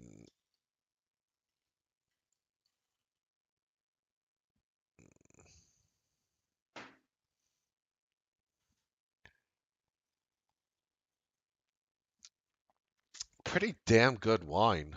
I must say, I know people are all into these Californian wines and like I respect them and all and they're good, but this is damn good. Oh my God, it's mellow, it's smooth, it doesn't bite. I mean, I don't know how you guys like your wine.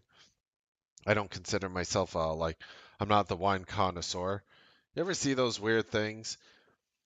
Like those art connoisseurs and they see a picture and it looks like somebody vomited on a canvas. Do you guys know what I'm talking about? And they start like literally talking about it like it's something. Like um let me see if I could find it. Just something stupid. Something totally stupid that is like if you ever go to like the Museum of Modern Art or something, like for example, like this is a painting here. Like, is this considered bad art? Yes, this is bad art. Like, that is considered, oh, I don't accept. Like, that is considered art right there.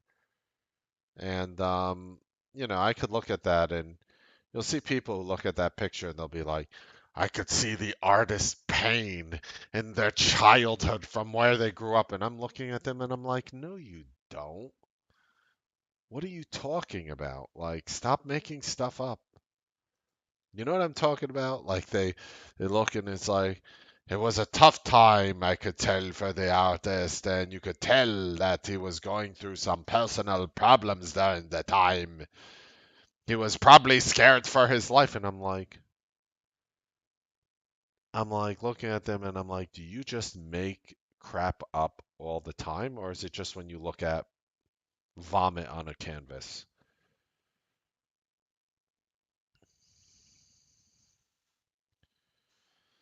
Look, I appreciate art.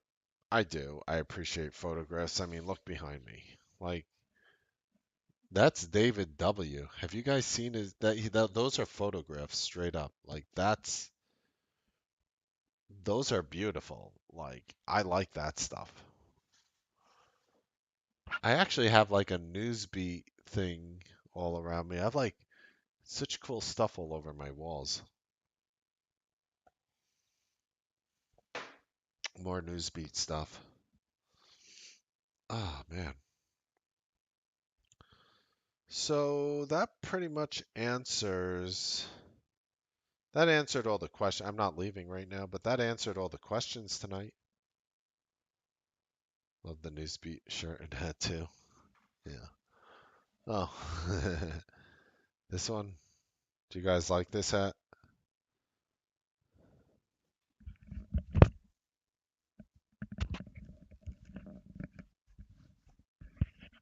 There we go.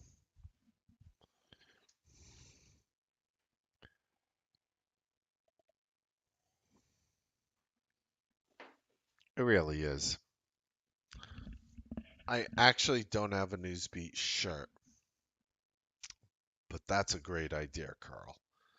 And let's not forget about that idea.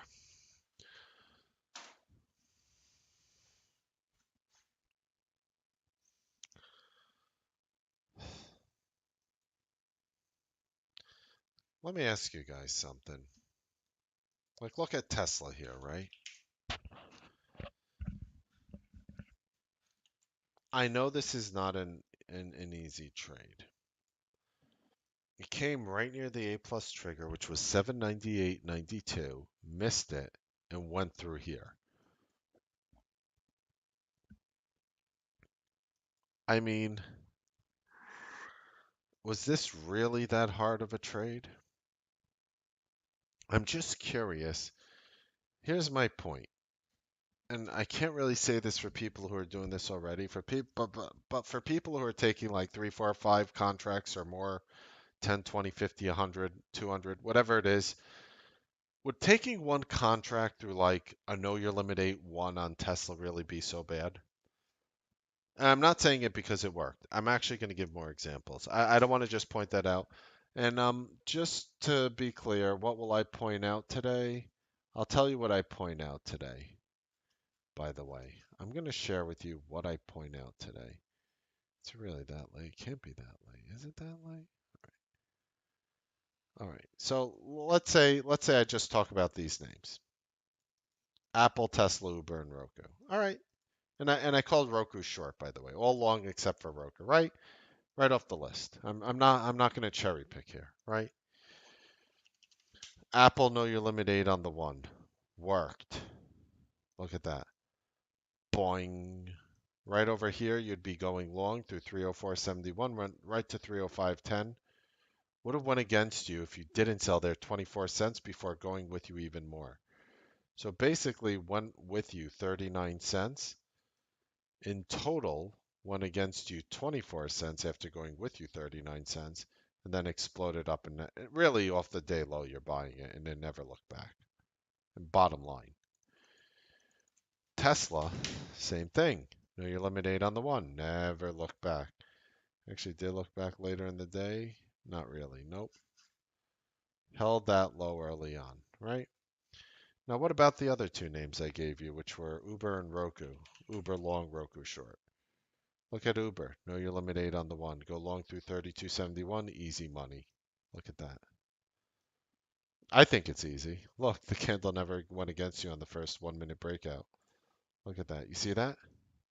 It's the know your limit 8. You buy through the next 1 minute breakout. Look at that. Beautiful.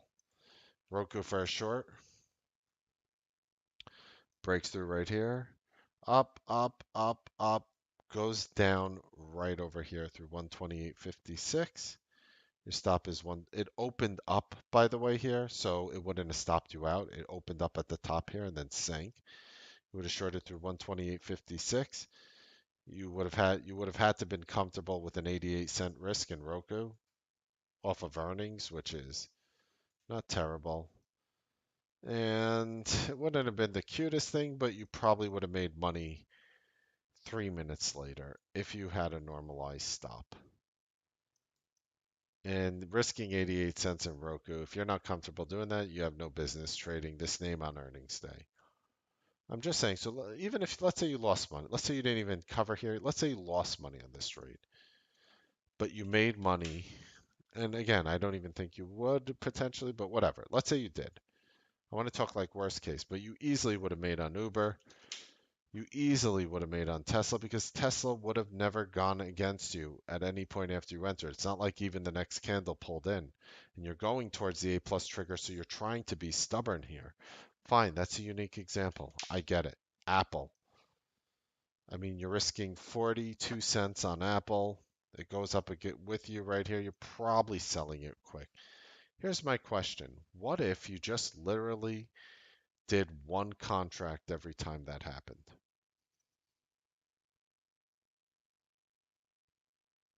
Do you feel what I'm saying with this know your limit 8 on the one?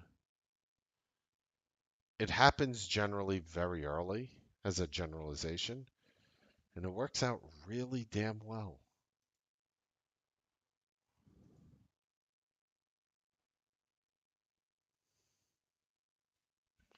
Whoa, webcam got a little screwy there.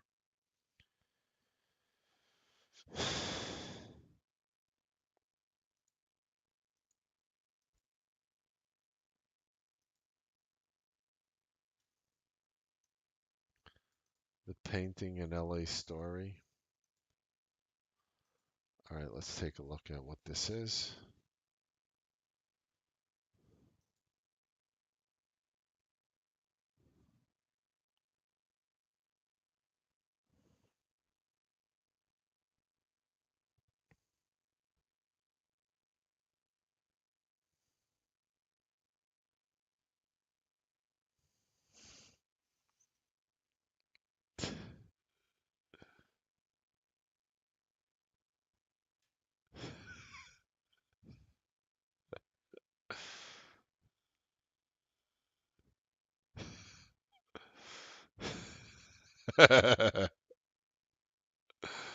That's awesome. I'm gonna watch that later. That's that's pretty good. I didn't know Steve Martin was that funny. I knew he was funny. I never seen. I don't recall that.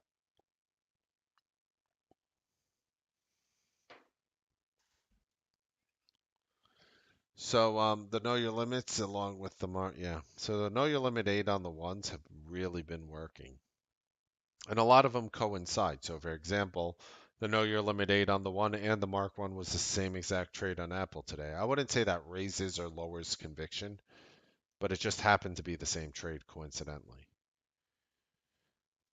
Do I think Apple is the best candidate? I don't know. Do I like the know your limit 8s above? Yes, but again, if you're scalping, you know your risk.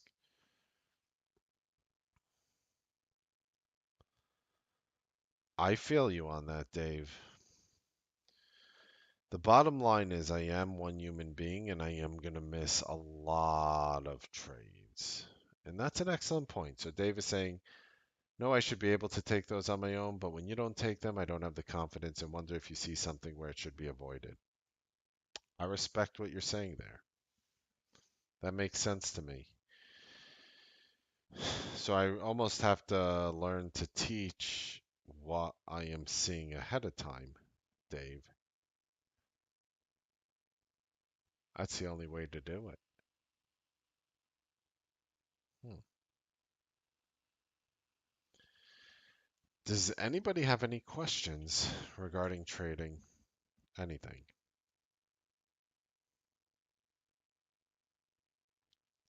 Buenas noches, primo. Hasta luego.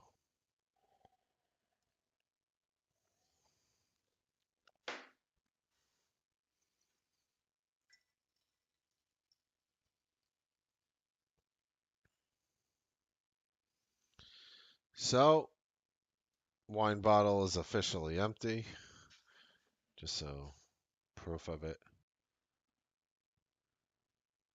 Empty. And I have a full glass. Cheers. Ah. Funny thing is, not tipsy, not drunk, definitely not drunk, but I almost have a heightened sense of realization, almost as if I'm able to depict things on a chart that I wouldn't be able to do before. It's definitely not a state of mind that I would want to trade in, but it's a state of mind in which I would want to learn in. And I'm not saying that from, I don't really drink, honestly. Like, I know I sort of started making it sort of a thing this year. I actually think alcohol is a lot more harmful than helpful. But if you do it under control once a week and you do it to learn charts and talk strategy and make the best out of it as opposed to I don't judge anyone in the world. I just have never been the type of person that can just pour myself a drink at home and go on about my business and just have a beverage. I would have to do it with very close friends or family, and that's exactly what I'm doing right now. Does that make sense?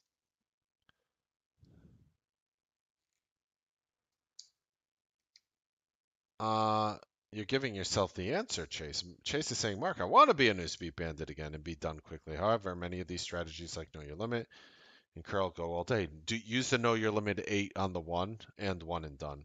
The one and done is too wide for your options early, Chase. Just do Know Your Limit 8 on the one. What name are you watching today, Chase? Know Your Limit 8 on the one. What name were you watching today? What names were you watching today? My four names. You have your answers. It's a red wine. I threw the bottle out.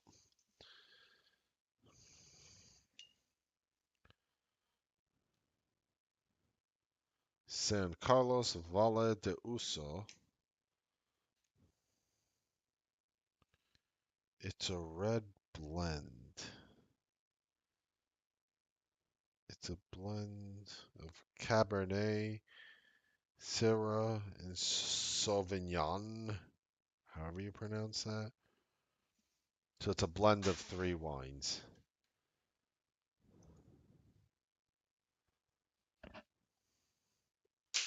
You have your answer, Chase.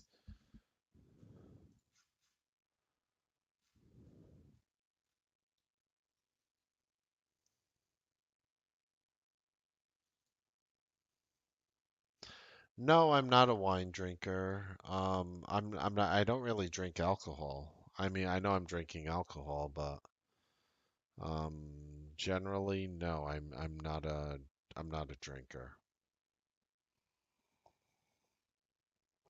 It sounds crazy, but my logic in my head for drinking tonight would be to improve the way I view the charts and answer your questions in a very calm and concise manner. Was I able to accomplish that tonight for you guys? That was my thoughts of opening this bottle. Could care less about like the feeling, like I like if you guys don't know me, like I could eat a lot of food, I could drink a lot of alcohol. I could usually out eat and drink anybody I know. I like to eat. I don't like to I don't like or dislike drinking.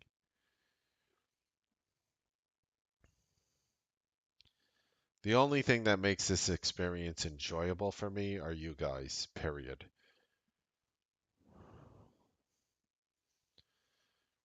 And I feel I was able to give a better lesson as a result of this. Maybe I'm wrong, maybe I'm right, but I thought that before I opened the bottle. So I'm also 6'4", which for somebody Jewish pretty much makes me Andre the Giant.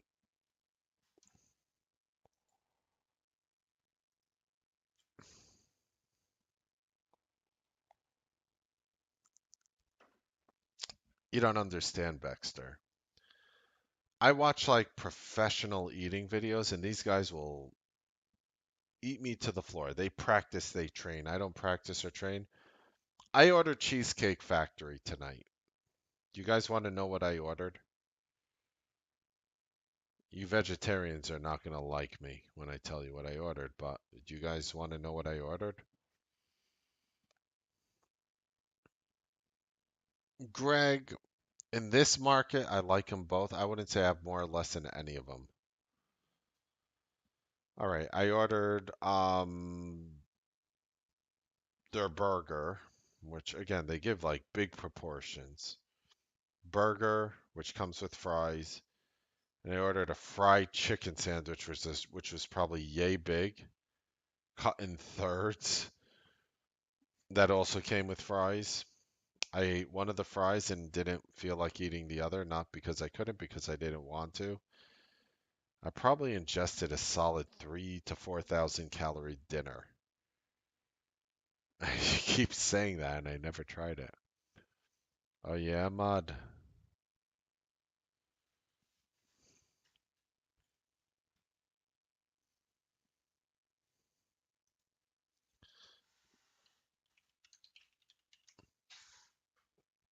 Do you celebrate Ramadan, Ahmad?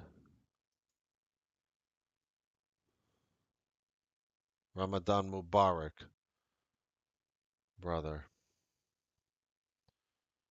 Ramadan Mubarak. That's what I thought. Shukran, shukran. It's my pleasure, my brother. I have a lot of friends right now celebrating Ramadan, and I have a lot of friends celebrating Ramadan right now. So I'm very careful to talk about. I'm not going to talk food to them during the day. So I know it's nighttime here, so I wouldn't do that to you, Ahmad. And you know what I do? Last year, after Ramadan, the last day of Ramadan ends, I cook a feast for all my friends who, whether they celebrate, for the friends who celebrate, but also people who don't celebrate or observe Ramadan to come as well. So I think there's a lot of health benefits to Ramadan. Um, the fasting, it allows your body to clean out all the toxins and whatever.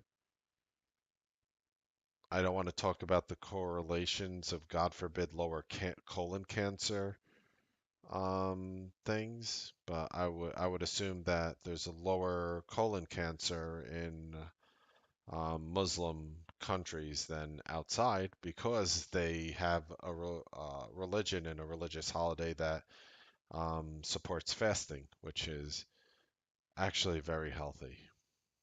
Amen. Amen, my brother.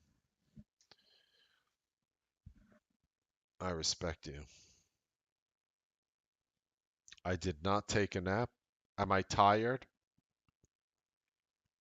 Yeah, I am. I was upstairs and I was going to go to sleep, Kathy,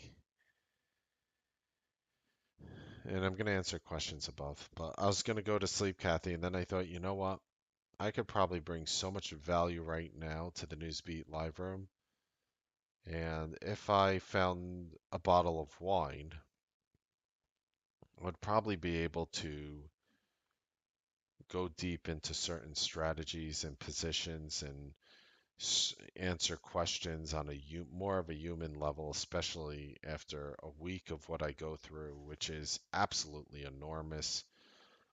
Again, I'm not comparing my life to anyone else. Everybody has their difficulties, and I respect that. The only thing I believe for everyone is just do good unto others. Do good, be grateful, do everything you can to be. You should always be a person that other people will look at you and say, "Thank God there's people like you on the planet." That makes the world. You should be the person which makes the world a better place. And I can't emphasize that enough. I know, and trust me, I didn't come from an upbringing in which I followed that or believed that. I was a juvenile delinquent. My fingerprints are located in the NYPD database. I did not have a smooth upbringing, and unfortunately, it took the bad to bring out the good, but that's where I am today. I learned from my lessons. I'm honored. I'm honored. Yeah, I bet you guys didn't know that when I do an open house, and we set records here in the Newsbeat live room, but when we run open houses, for example, this open house that we're running right now, I'm not going to make a single more dollar if you guys sign up or don't. I promise you that. You have my word. How's that? Yeah, I work harder than ever at that point because I'm answering 10 million questions from new people. I work harder than ever. Yeah, I will not see an extra penny, not 1 cent from this open house coming out, whether you sign up or don't. You have my word. How do you feel about that? How do you feel about that? How does that make you feel? I do very well as a trader. I'm blessed, thank God. I have so many great things to do. I fight tire. I could have done a video right now, and if I wanted to, I could have just done a video of all, and I'm showing you the emails of the people who have problems. You know how many emails I have from people doing well? And I love it, and I'm so happy that you guys send me that, and I don't take it for granted. But you see, when push comes to shove, and I'm having a drink, most people will think that, oh, well, Mark's drinking wines, probably talking about all the money he made or other people made around him. No, I'm going into every person's problem. I'm passing over every positive email that I get. Do you guys notice that? And the point is, I really truly believe from the bottom of my heart that you could be successful. Like you guys are looking, all you guys who sent me a problem tonight who are watching this video, which is going on in 15 seconds, will be 2 hours that I've been doing this video with you guys. Um, I'll tell you right now that I really, really want you to be successful. And it's very easy to say, but I would tell you to judge me on my actions because words are cheap. I think the people who know me know I'm sincere, but honestly, if I heard myself say this 15 years ago, I would think I'm full of crap. I'd be like, Okay, yeah, right, whatever." That's what I would say 15 years ago. I'm a little more mature now. Granted, I'm 40, which is young to some people, old to others. Whatever. I don't really care about age. Like most of my friends are older. I like to talk to people who are in their 60s, 70s. Personally, I mean, 50s, 60s, 70s are really where, you know, my my best conversations come from. But I will say right now that as I do this work and as I discover these strategies, I truly believe that every single person can be successful. Like when I look at people and I try to help them, there's never a thought that goes through my mind that's really like, you guys, oh, this guy's not going to be able to do it. This guy's going to fail. It's either you have a lot more work to do than somebody else, or you have a lot less work to do than someone else, but you could all be successful. It sounds kind of crazy to say that because trading is a job where the majority of people fail. Based on my emails and what I see, I can tell you, in my opinion, because I don't see everybody's year-end P&L, that the majority of the room succeeds, in my opinion, what I consider success. And I don't consider success having a positive P&L. I consider success having the ability to support yourself via trading. And I would say comfortably, from what I see, and again, I don't see your brokerage statements, that I am accomplishing that more and more as I do what I do. And that's really the most I can really say. Like I don't really know how else to say that. It's kind of weird. I'm in a very unique position. I look at some of the people around me on Wall Street and I just think they're all full of nonsense. They're sitting there like boast, and I used to be that way too until I learned, and they just haven't learned. I don't think they're bad people. I just think they haven't learned, and they're just boasting a P&L, and I'm looking at them like, do you realize how psychologically damaging that is for every single person who is struggling around you? Like by just showing how well you're doing, and it's like, I'm happy for you, but do you realize you're going to have people who are struggling, or even people who are making a tenth the money that you are and thinking that they're doing something wrong or failing, and they're going to push the envelope and push the gas pedal that week, and that's when they're going to blow up? So I've been really trying my utterly best and succeeding at just not showing P&Ls. And I do it very intentionally because it just doesn't help. Like, I don't need to build credibility. I really don't. I'm not here trying to make you think that I'm a good trader. I don't really care what you honestly think about how I personally perform as a trader. And usually somebody who would tell you that is somebody who's not really a trader. And that's the irony behind it, because I am really a trader. But I'm here to help you. It's not about me. And how do I push that forward into you? How do I really explain to you that on Beyond Me, I might have made I don't, I'm not looking at, maybe I made a few $1,000s today in Beyond Me, but like, who cares? Who cares if it was $30 or 30,000? Who cares? Like, what does that matter to you? How did that make your life better or worse? Are you trying to like prove to, am I following the right person? Is this person really making money? If that's the question you're asking, you're asking the wrong questions. I have bad news for you. Take it from somebody who's running chat rooms for the last 13 years. Okay, take it from me, who's running chat rooms for the last 13 years, that that is just nonsense. It's all nonsense.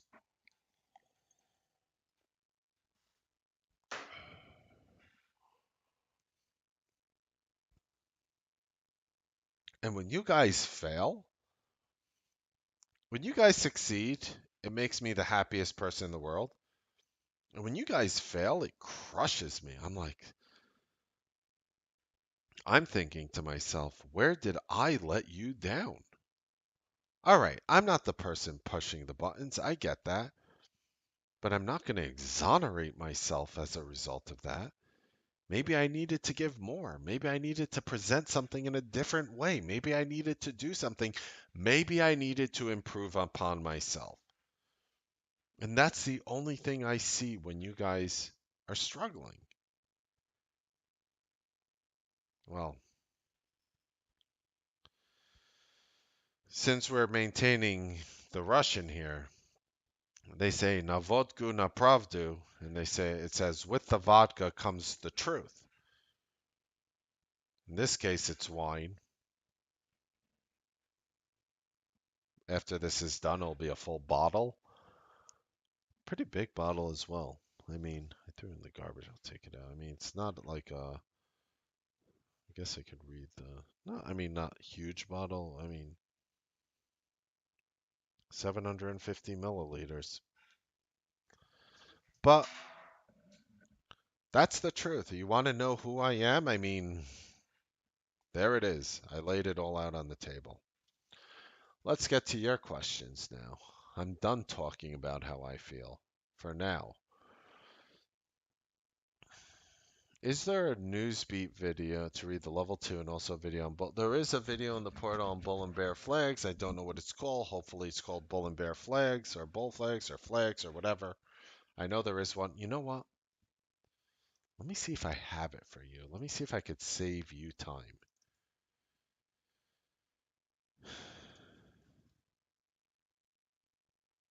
Hmm.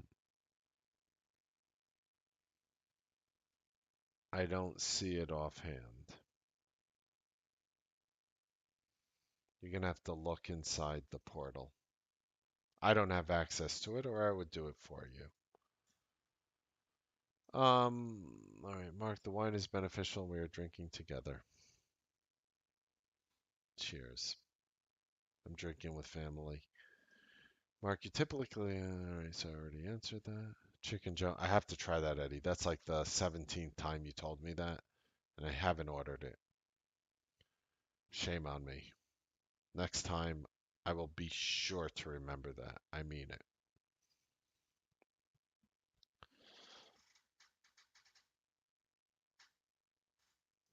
Pretty much, Chase, yes. As a generalization, that's true. My size starts out high, and then I go down the risk slide, especially if I make money early. It's a lot easier.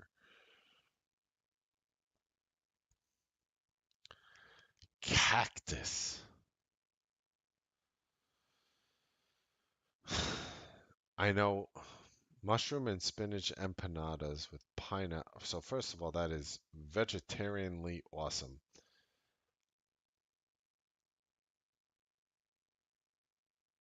I have tried cacti before, and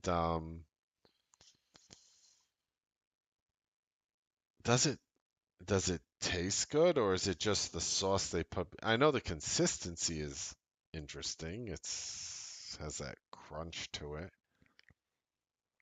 It sounds awesome because you just said mushroom and spinach, and you put empanadas. So that's fried dough with mushroom and spinach inside with a pineapple sauce. It literally, you're going to get the, you're going to get the firm taste of the mushroom and spinach, a very distinct flavor, and it's going to be heightened by the pineapple sauce. And it's fried in an empanada, which or baked. I don't know if you get baked or fried empanadas. Most empanadas are fried, and it is absolutely delicious. And you mix cacti and avocado, so it's giving a bit of creamy to the slight crunch, like the firm. Sometimes it's not crunch. depending on how the cactus is prepared. But that sounds awesome. Um,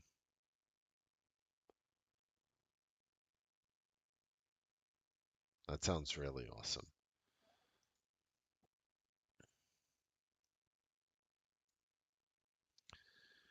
Dave. Oh, wait, hold on. Chase. Mark, am I right person? All right, so I already answered Chase. Dave, if it's not too late, can we go over my bad front run Boeing trade today? Why, yes, we can, Dave. Kindly share your Boeing trade.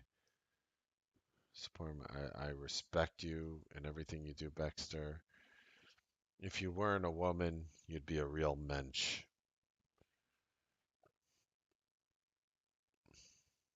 That's right.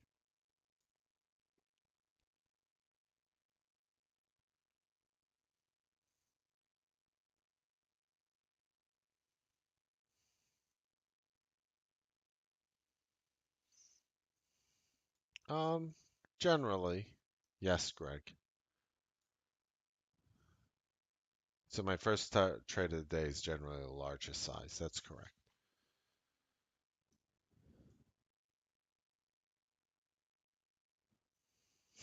Exactly, CT.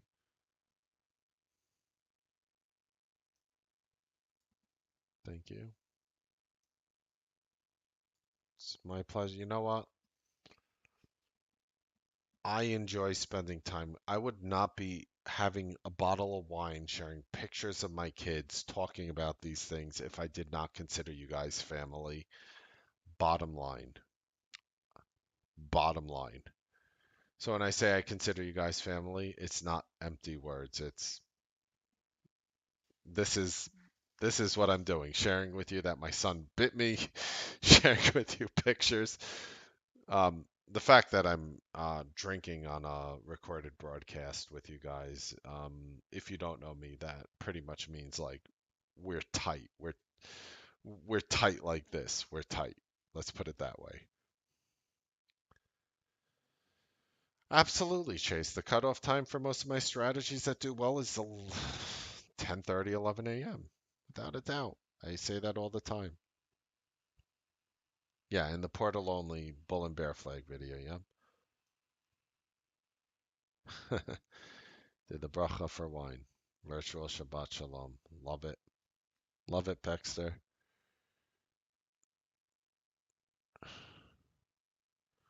It's like a mushroom and spinach knish, but it doesn't have the potato in it. Cactus is tangy. Interesting. The cact Is it the sauce on the cactus? Because the cactus, unless they marinated the cactus, probably in some citrus acidic marinade. Because I'm thinking like I've had cactus like you cut up cactus and you cook it. And I will tell you right now that it wasn't tangy. The it was more texture than flavor. Cactus is not too delicious, but if it's marinated and done right, I'm sure it's phenomenal. So they definitely marinated the cactus. I'm very big on food. I can usually tell you a lot of the ingredients just by eating something. I'm like one of those.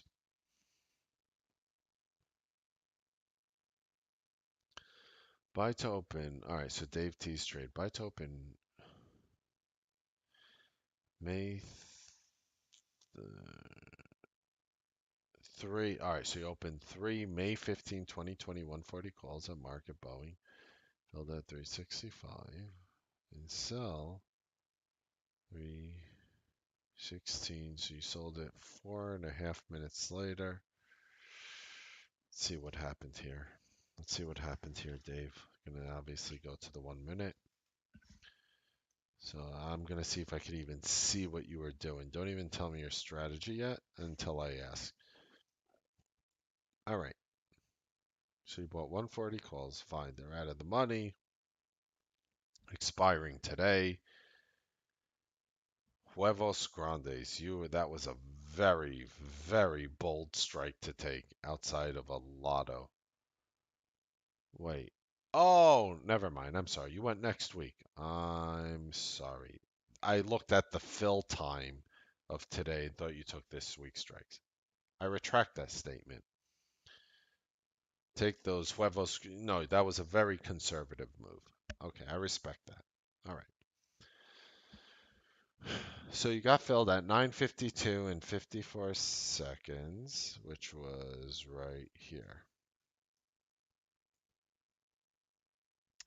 So you were probably hoping that the stock was going to break out through 134.60, and it never did. I respect that. Then you saw, all right, this is where you screwed up. I see, I respect you. Actually, I respect the entry before it broke 134.57. I respect that.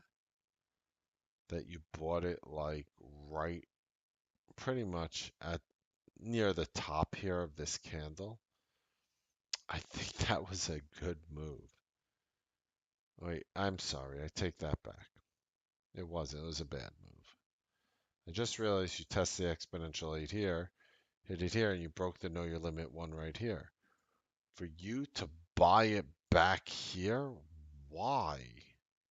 I mean, all right. And I mean it in a kind way. Like, why? Because it's not a strategy that I do, and I'm not saying you have to do a strategy that I do. Let me backtrack that.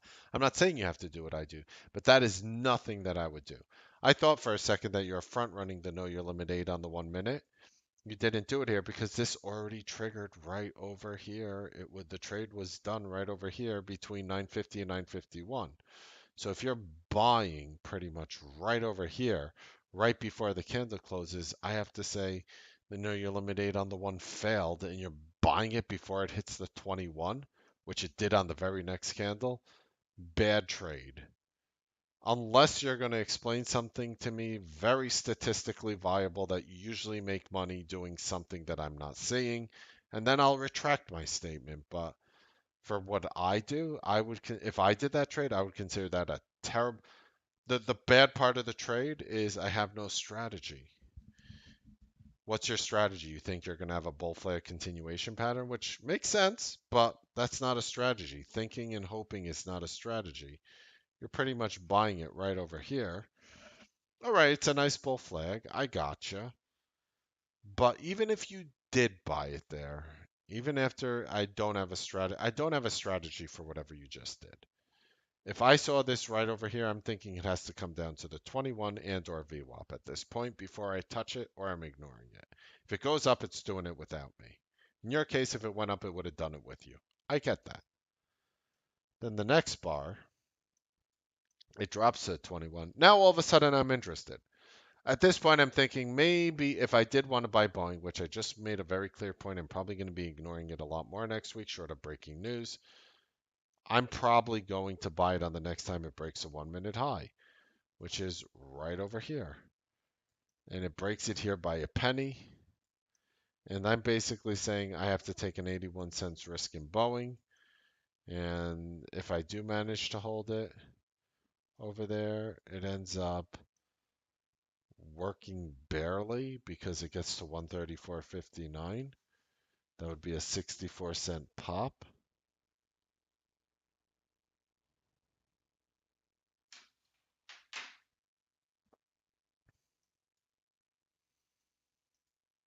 But yes, I don't see I don't have any statistical analysis that would back what you did there.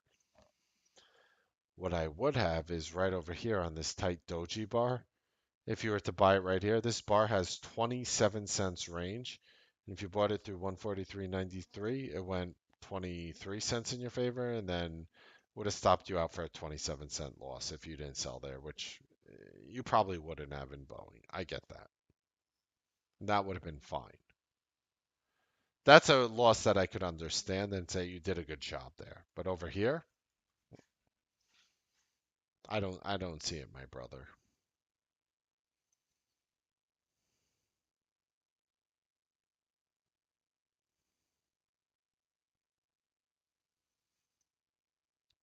I love mole.com.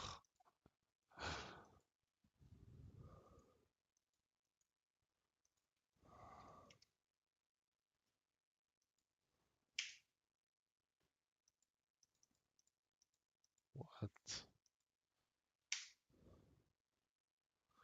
Yeah, I don't think that's a real website for me. That or it's like maybe a different language.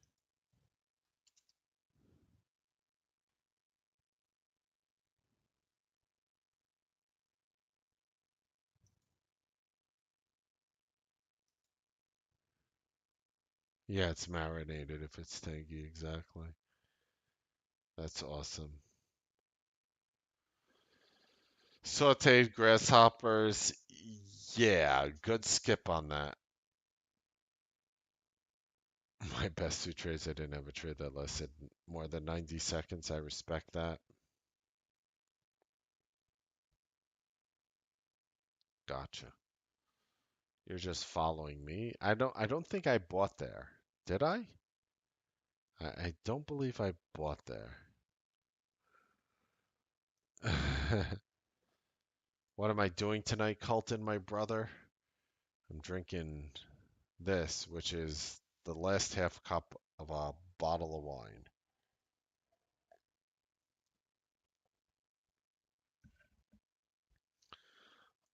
2 hours, 21 minutes, 35 seconds to be exact, Baxter. Yes. I didn't do the new strategy on this video. I think it's cruel to make members wait 2 hours to read it if they just want to read it, so I'm gonna probably do it tomorrow or the day after.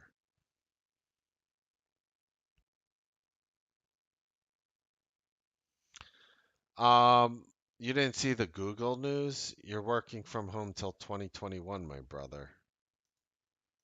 Not October, 2021. You're not going back to work this year.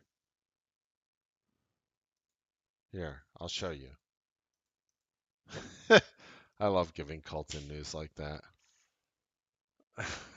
Look at that link, my brother. I hope you enjoy where you're staying. I'm sure it's small and expensive if you live in one of the most expensive areas in California, or maybe on Earth.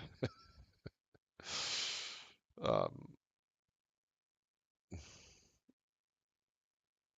gotcha.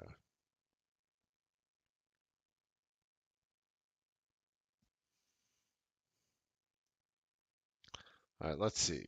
Um, Menu. Mm. I respect the fact how you didn't get dairy with any of your orders, Baxter, because I would have done the same thing. I noticed that. I respect that. No queso fresco. Same here, girl. Respect that. No dairy here either. And I noticed, like, I don't think many people would notice that right away, but like, I know exactly what you were trying to avoid because that's what I would do. And what you ordered is something that I would have ordered as well. I do meat. Um, I don't do shrimp or fish for health reasons. I see what you mean. The sauteed plato de chupalines. Oh, that's disgusting. Sauteed grasshoppers in olive oil, salt, and pepper. No. How about sauteed cockroaches? Why not at that point? That is disgusting. And no, I do not believe in chocolate covered grasshopper nonsense. Oh, chocolate, it's going to be the protein of the future. Yeah, yeah, you eat it. You eat it, bro. You eat that stuff. But it's like high and it doesn't cause any. You eat it. You eat it, bro. Go ahead. As much as you want. I cannot do that. Look, Melnick has his limits. I grew up in Starrett City, Brooklyn, New York. I will tell you, not to say ew, but like there are cockroaches like that big. And not only that, because we live next to the garbage dump on the Belt Parkway. If you go in Brooklyn, the Belt Parkway is like goes through Brooklyn, whatever, into Queens and Staten Island. There's a garbage dump there, and it mutated the cockroaches to where they had wings and the cockroaches were flying. I'm telling you, they like. I talk about the evolution of the market. I've watched cockroaches evolve. Okay. And when I see things like that, and anything that resembles any part of that that has a crunchy exoskeleton, I do not want to eat that. It's a personal thing. I respect people that do. I've seen people that do. I've seen people that eat like larvae protein powder, and I'm just like, I'm sure it's healthy. Enjoy it. Like, I'll watch you eat it from like social distancing. I'll watch you eat it from like over here. How is that? Is that good? You enjoyed it? Okay. Yeah, yeah. Escargot, I'm sure most people had.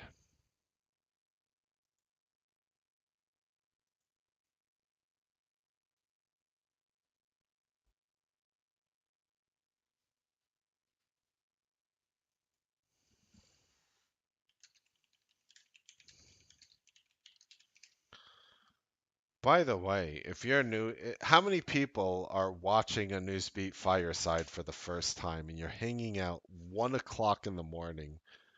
Hundreds of you right now watching this. What's wrong with you? What are you doing up so late? How many of you guys are, this is like your first Newsbeat fireside?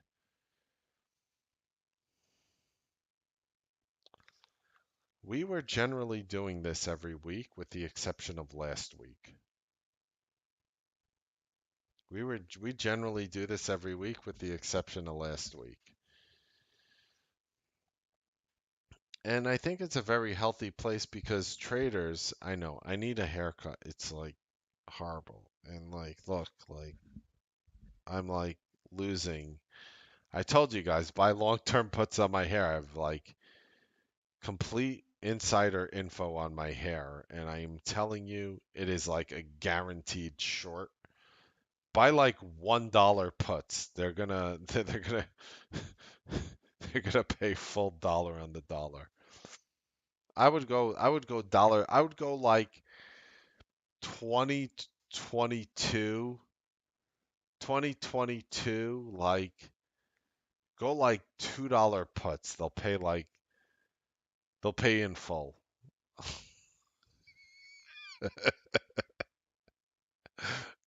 They'll pay in full.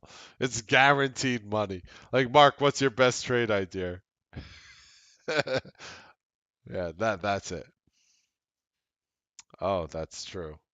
Curly hair. Curly hair is beautiful.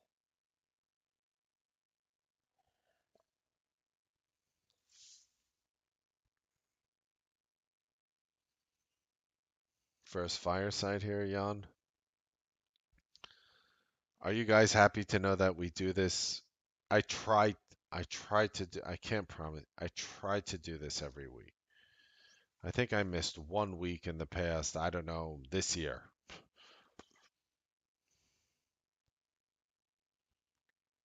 Your fiance cuts hair, CT? Where do you live?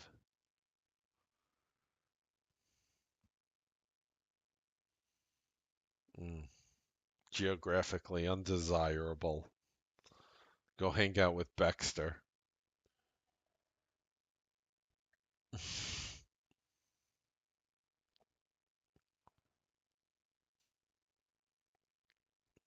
April was tough, brother Jan.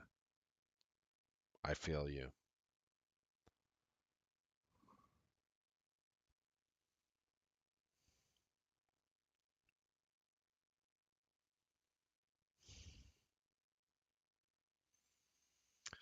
Women get the most haircuts, but need the least haircuts because what's going to happen with a woman? Your hair's going to grow longer and you're going to look fine. Men, if it's not your style to have long hair, soon it's going to be my style to have no hair. But if it's not your style to have long hair, you're not going to look fine. I understand some men grow their hair out. I mean, it must take you a long time to shower, in all honesty. Like, how long does it take you to wash your hair? That's the benefit for me. As soon as I lose all my hair, how long does it take you to wash your hair? I'm just going to use soap. It's just don't need shampoo anymore, right? Like, you don't use shampoo anymore, right? If you lose all your hair. Like, I'm getting there, so I need to know. 10 minutes. That's it. I'm all good. Honestly, I'm all good with that. I don't even care. I don't even care. I like the fact that I have like a little bit of white here. I like the fact if it all went away. I don't I don't care. I honestly just do not care. I don't care to the point where I think it's just funny to make jokes about it. Anyway, back to food.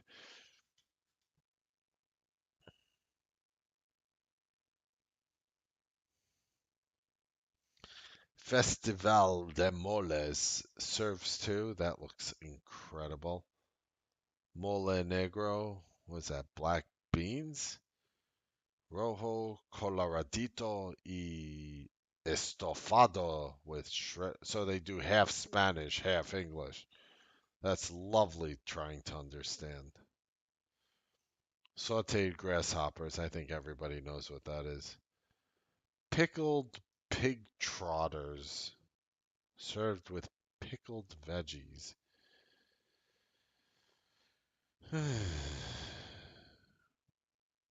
Just trying to see what would I order here. Probably this moletes, even though it has corn base pastry. I'm not a big fan of that. I'd probably go this Festival de Moles.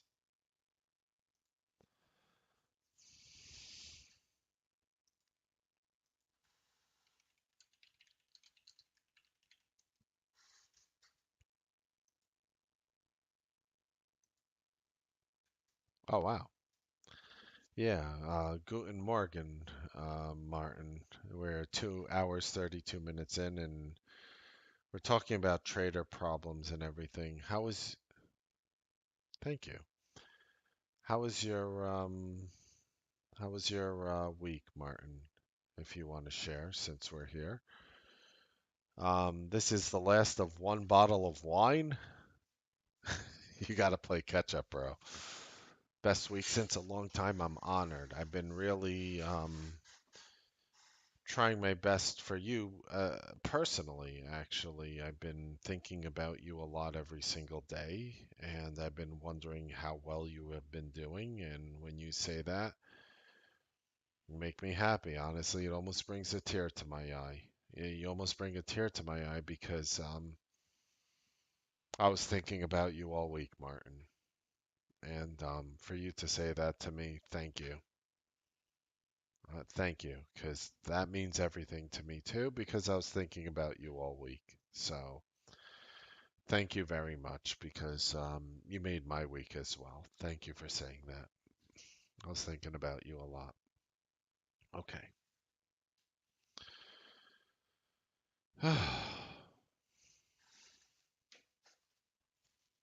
All right. Mm.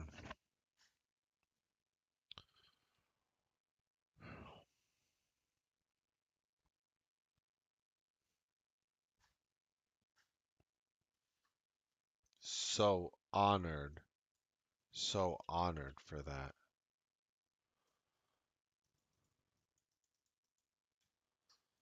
So honored.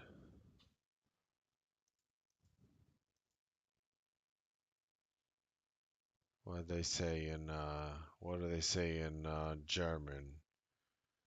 Genial, awesome, genial.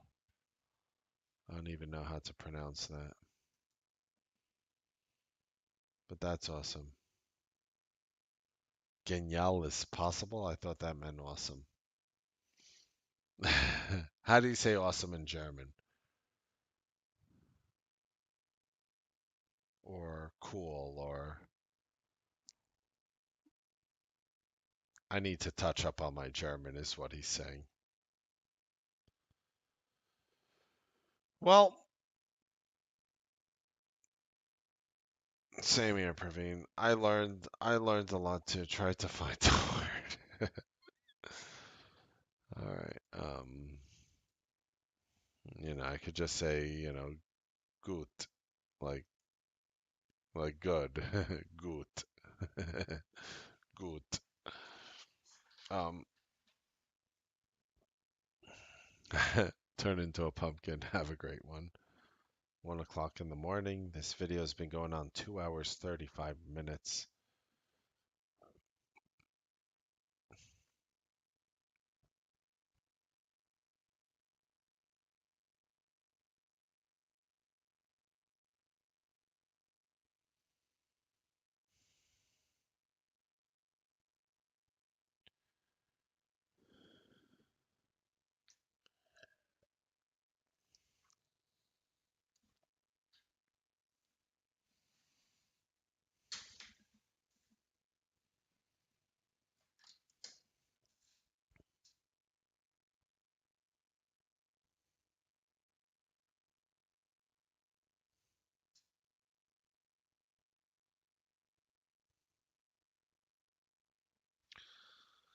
Well, I'm almost done with my full bottle of wine.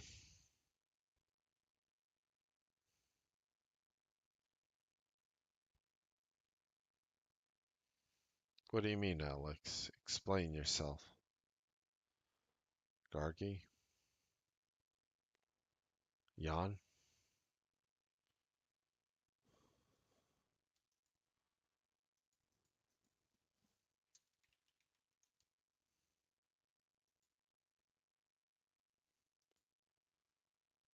Gute Nacht. Good night.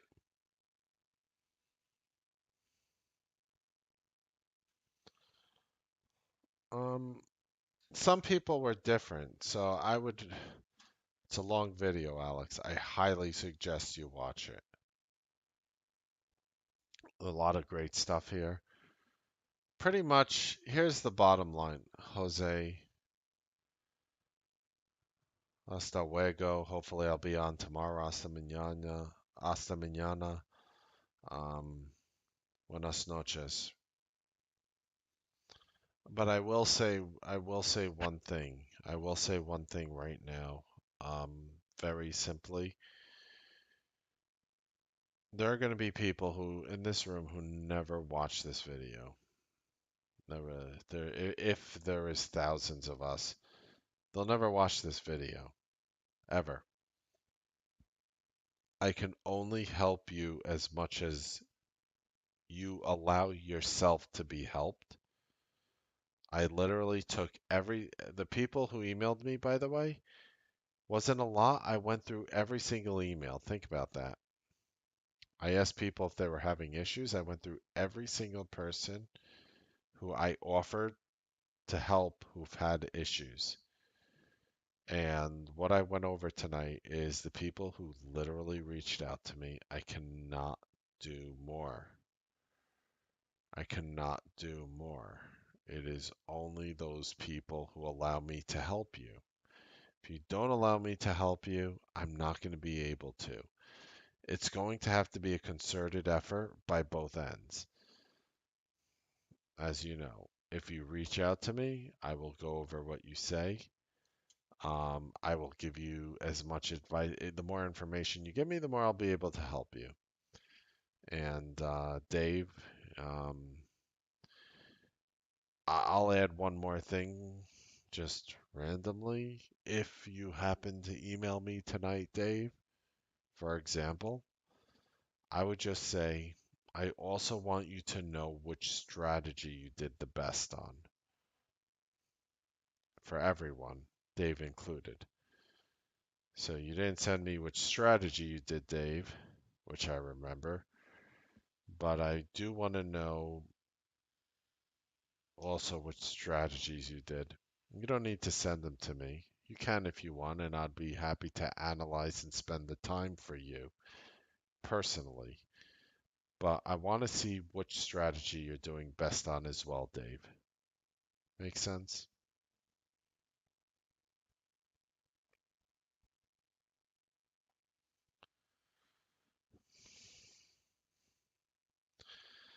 With this, I finish my last glass, My last of my wine.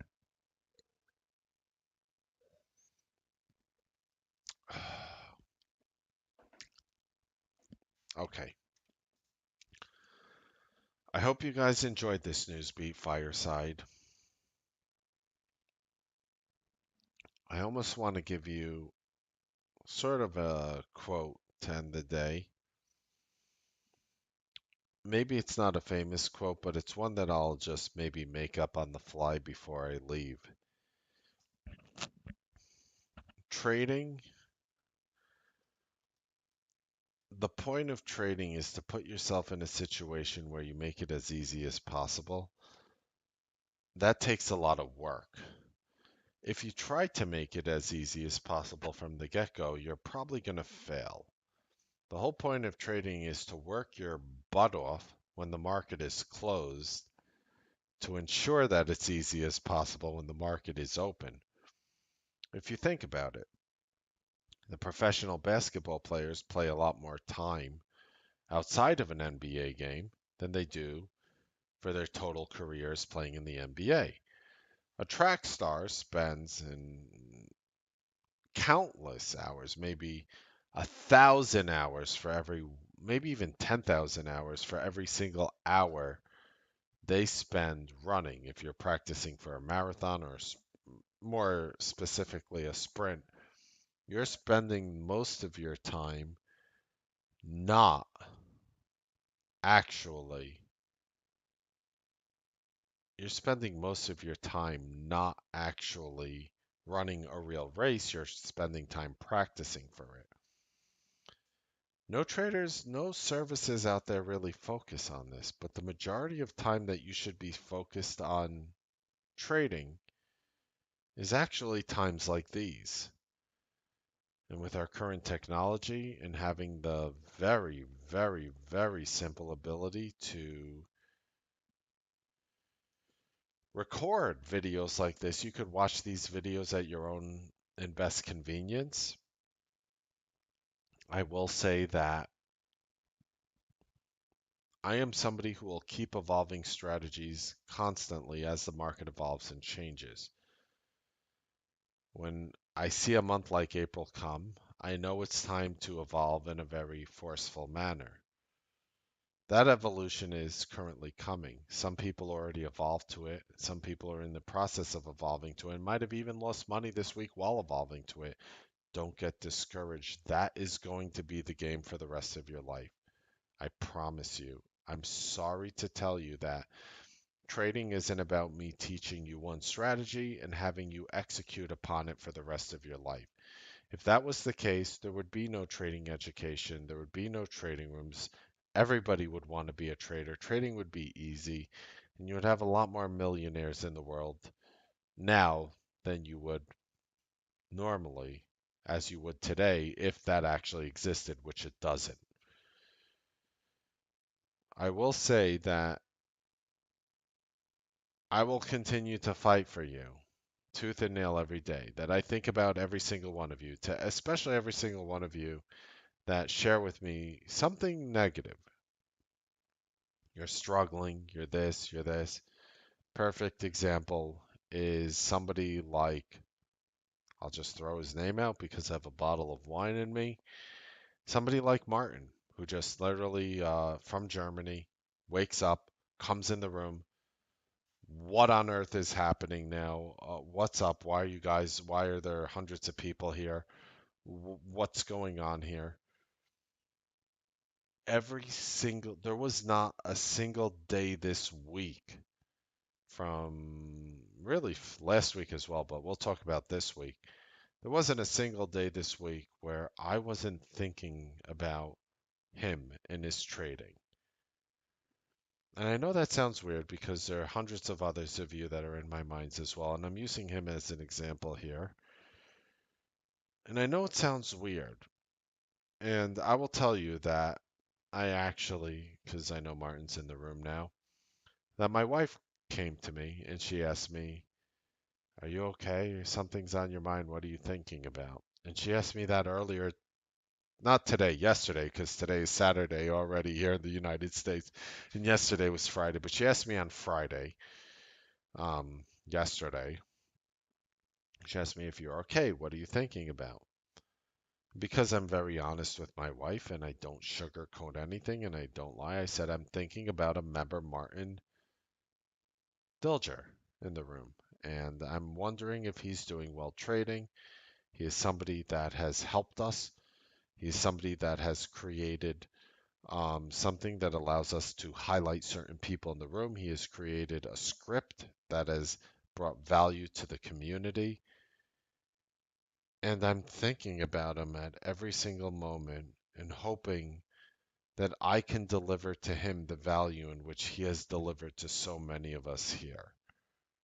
And I know that sounds a little awkward, and maybe it sounds a little weird, but it is nonetheless true that I think of hundreds of you every single day, and the way that I broadcast will change and alter every single day because I am thinking about your success. And I'm highlighting the emails here, and I know so many of you in the room are talking about how well you did, but you'll notice that this video really just highlights the people in which whom are struggling. And with that being said, ladies and gentlemen, 2 hours and 46 minutes later, I hope you guys enjoyed this Newsbeat 622 members only show. Happy trading, make money. And I might see you guys later today since it's Saturday.